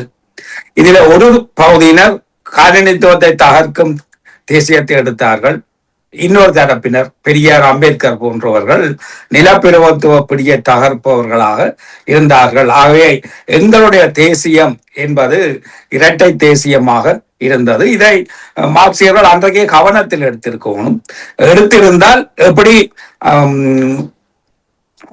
நேரு, மகாத்மா காந்தி போன்றோர் முன்னிறுத்திய அந்த காலனித்துவ தகர்ப்பு தேசியத்தோடு நட்பு பாராட்டினோமோ அதே போன்று ஒரு எதிர் தேசியமாக இயங்கிய நிலப்பிரபுத்துவப்படியை தகர்க்கும் அம்பேத்கரியம் பெரியாரியத்தோடும் நட்பை பேணி இருக்க வேண்டும். அது அன்றைக்கு விட்டு ஒரு தவறு. அதனால 90ஆம் ஆண்டுகள்ல இருந்து மற்ற பக்கத்துக்கு போகிற தவறை மார்க்சியர்கள் இழைத்து கொண்டு இருக்கிறார்கள். இப்போது அதுவும் மாற்றமடைய தொடங்குவதனுடைய ஒரு திருப்பு முனை இது என்று நான் நினைக்கிறேன். இன்றைய இந்த உரை மிக மிக மிக முக்கியமான ஒன்று. எப்படி ஒரு ஆளுமை ஒரு மகத்தான பங்களிப்பை செய்திருக்கிறார். இவ்வளவு காலமும் நாங்கள் அவரை கவனத்தில் எடுக்காமல் இருந்தோம். ஆனால் ஒரு புதிய சமூக முறைமையை உருவாக்குவதற்கான ஒரு சிந்தனையை இந்த உரை எங்களுக்கு தந்திருக்கிறது. மிகுந்த நன்றி, மிக்க நன்றி. ககன் சொல்லுவாங்க அடிக்கடி, தம்பி நீங்க வாங்க ஒருங்கிணைப்பு பண்ணுங்க அப்படின்னு சொல்லிட்டு. நான் காமர்ஸ், நமக்கு இலக்கியத்துக்கு என்ன சம்பந்தம் அப்படிங்கிற ஒரு சிந்தனையினாலேயே நான் அது உள்ள வர்றதில்லை. ரெண்டாவது என்னுடைய வேலைப்புழு காரணமாகவும் நான் அடிக்கடி வர்றதில்லை. கேஸ் எனக்கு நல்லா கேஸ் தெரியும். என்னைய கேஸ் தெரியறதுக்கு வாய்ப்பு இல்லை. நான் பணியாளர் சங்கத்துல பொறுப்புல இருந்தேன். கேஸ் நல்லா தெரியும்.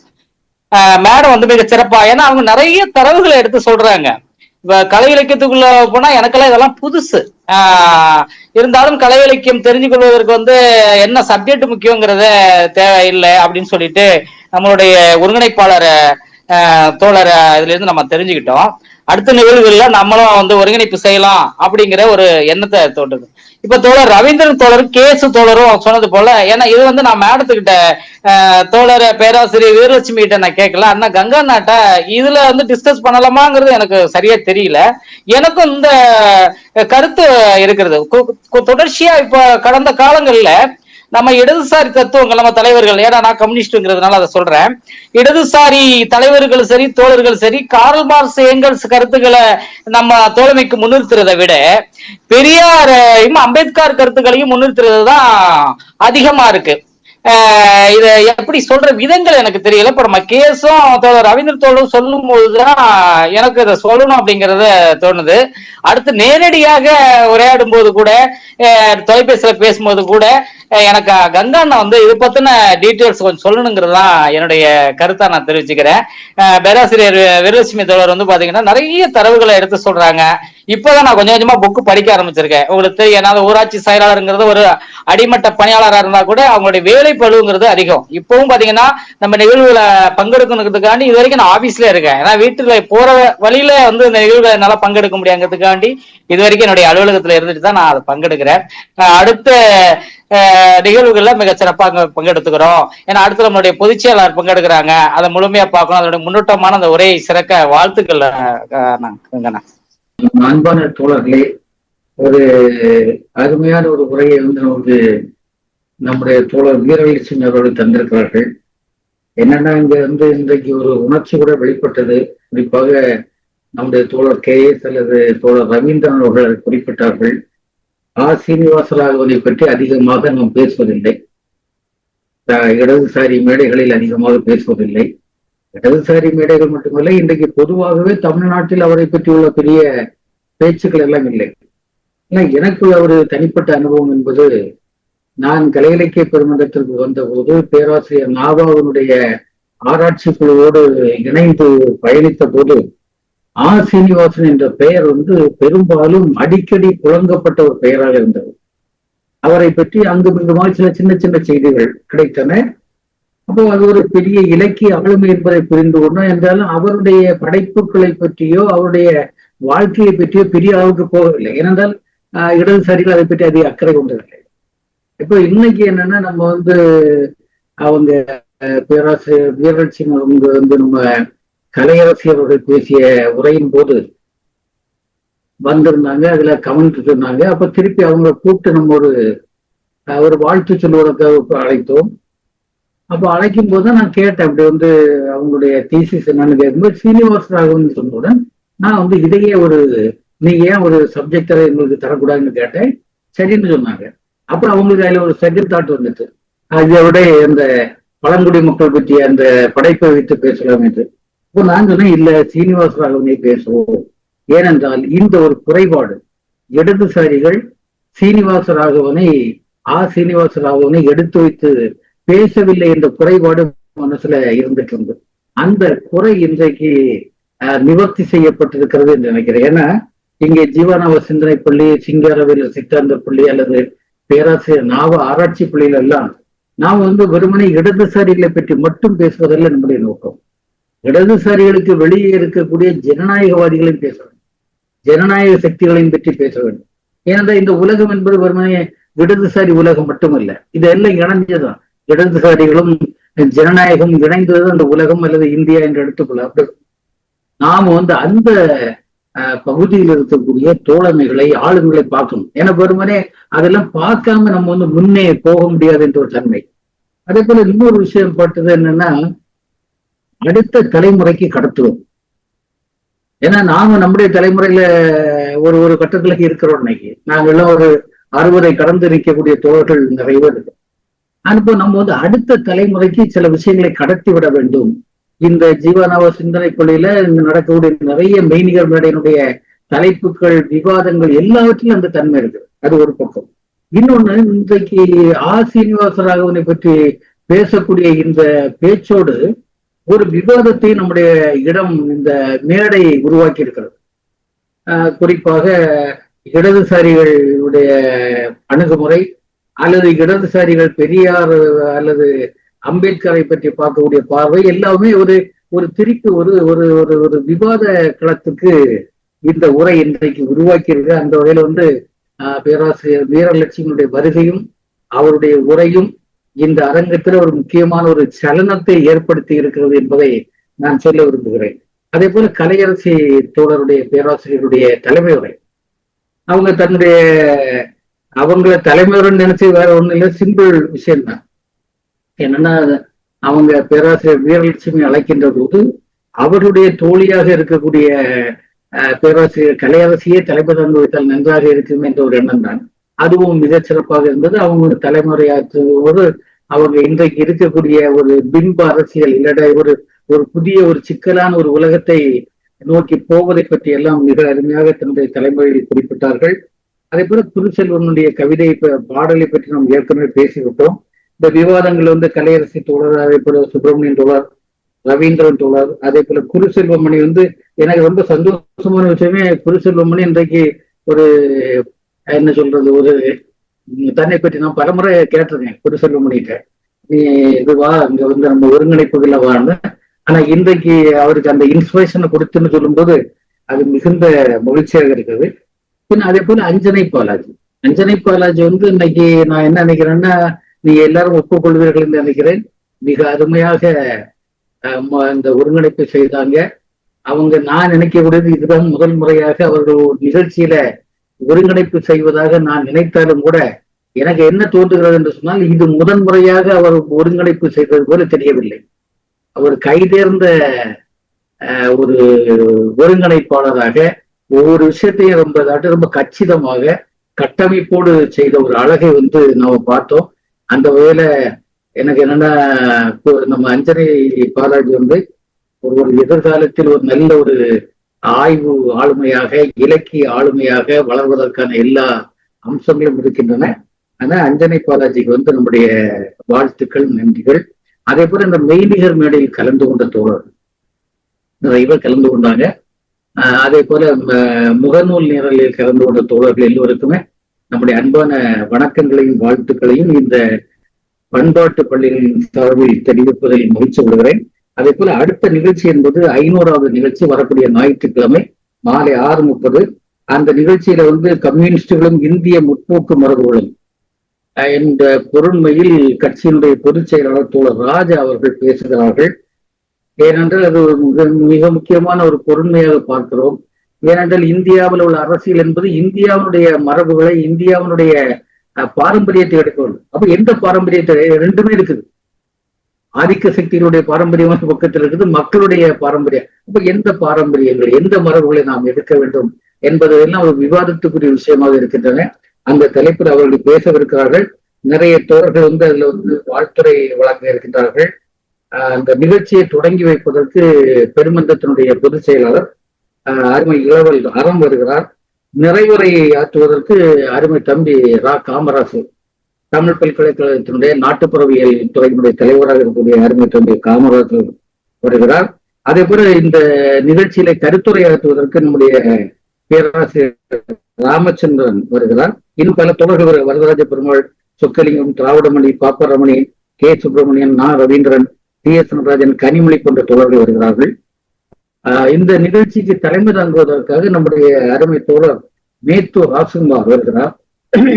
இப்படி அந்த நிகழ்ச்சியை நாம் திட்டமிட்டிருக்கிறோம். வருகின்ற ஞாயிற்றுக்கிழமை தோழர்கள் எல்லோரும் இது போல திரளாக வந்திருந்து அந்த நிகழ்ச்சியையும் சிறப்பித்து தர வேண்டும். ஏனென்றால் 500 என்று சொல்வது கழிந்த 5 ஆண்டுகளில் உள்ள நீண்ட பயணம். நீண்ட பயணம் என்பது உங்களுக்கு எல்லாம் புரியும். ஒருமுறை இது வெல்வெட்டு பாதையில் நடக்கின்ற பயணம் இல்லை என்பதை நீங்கள் புரிந்திருப்பீர்கள். 500வது நிகழ்ச்சிக்கு வருகிறோம் என்று சொல்கிற போது அதில் நம்முடைய உழைப்பும் நம்முடைய வியர்வையும் அதில் அடங்கி இருக்கிறது என்பதை சொல்லி அந்த நிகழ்ச்சிக்கு நீங்கள் எல்லோரும் வந்திருந்து சிறப்பிக்க வேண்டும் என்ற வேண்டுகோளோடு முடிக்கின்றேன். நிகழ்ச்சியை முடிச்சிடலாமா அஞ்சனை? நிறைவு பாடலுக்கு போகலாம். நிறைவு பாடலுக்கு கைமனே போட்டோம். நிகழ்வின் இறுதியை அடைந்து விட்டோம். நிறைவு பாடலை பாடி இந்நிகழ்வை இனிமையாக நிறைவடைய செய்யுமாறு திரு சைமன் அவர்களை வேண்டி அழைக்கிறேன். 499வது மெய்நிகர் மேடையிலும் முகநூலிலும் இணைந்திருக்கும் அனைத்து தோழர்களுக்கும் மீண்டும் ஒரு முறை நன்றியை கூறி இன்றைய நிகழ்வு மிக சிறப்பாக அமைந்ததற்கு சிறப்புரையாற்றிய தோழர் வீரலட்சுமி அவர்களுக்கும், தலைமையாற்றிய தோழர் கலையரசி அவர்களுக்கும், ஒருங்கிணைத்து தந்த தோழர் அஞ்சனை பாலாஜி அவர்களுக்கும், ஏனைய அனைத்து நண்பர்களுக்கும் நன்றியை கூறி நிறைவு பாடல். புதியதோர் உலகம் செய்வோம், கெட்ட போரிடும் உலகத்தை வேரோடு சாய்ப்போம். புதியதோர் உலகம் செய்வோம், கெட்ட போரிடும் உலகத்தை வேரோடு சாய்ப்போம். புதியதோர் உலகம் செய்வோம், கெட்ட போரிடும் உலகத்தை வேரோடு சாய்ப்போம். புதியதோர் உலகம் செய்வோம். பொது உடைமை கொள்கை திசையெட்டும் சேர்ப்போம். புனிதமோடாத எங்கள் உயிர் என்று காப்போம். பொது உடைமை கொள்கை திசையெட்டும் சேர்ப்போம். புனிதமோடாத எங்கள் உயிர் என்று காப்போம். இதயமெல்லாம் அன்பு நதியினில் நனைப்போம். இதயமெல்லாம் அன்பு நதியினில் நனைப்போம். இது எனதென்னும் ஒரு கொடுமையை தவிர்ப்போம். இது எனதென்னும் ஒரு கொடுமையை தவிர்ப்போம். புதியதோர் உலகம் செய்வோம், கெட்ட போரிடும் உலகத்தை வேரோடு சாய்ப்போம். புதியதோர் உலகம் செய்வோம். உணர்வெனும் கனலிடை அயர்வினை எரிப்போம். ஒரு பொருள் தனியனும் மனிதரை சேரிப்போம். உணர்வெனும் கனலிடை அயர்வினை எரிப்போம். ஒரு பொருள் தனியனும் மனிதரை சிரிப்போம். இயல்பொருள் பயன்தர மறுத்திடல் பசிப்போம். இயல்பொருள் பயன்தர மறுத்திடல் பசிப்போம். ஈவதுண்டாம் எனில் அனைவரும் புசிப்போம். ஈவதுண்டாம் எனில் அனைவரும் புசிப்போம். புதியதோர் உலகம் செய்வோம், கெட்ட போரிடும் உலகத்தை வேரோடு சாய்ப்போம். புதியதோர் உலகம் செய்வோம். புதியதோர் உலகம் செய்வோம். புதியதோர் உலகம் செய்வோம். நன்றி தோழர்களே. தோழர்களே, அப்ப நான் நிகழ்வை முடிவுக்கு கொண்டு வருகிறேன். எல்லோருக்கும் வணக்கங்கள், எல்லோருக்கும் நன்றிகள். மீண்டும் நாம் வருகின்ற 7ஆம் தேதி ஞாயிற்றுக்கிழமை மாலை 6:30 மணிக்கு சந்திப்போம். எல்லோரும் வார்.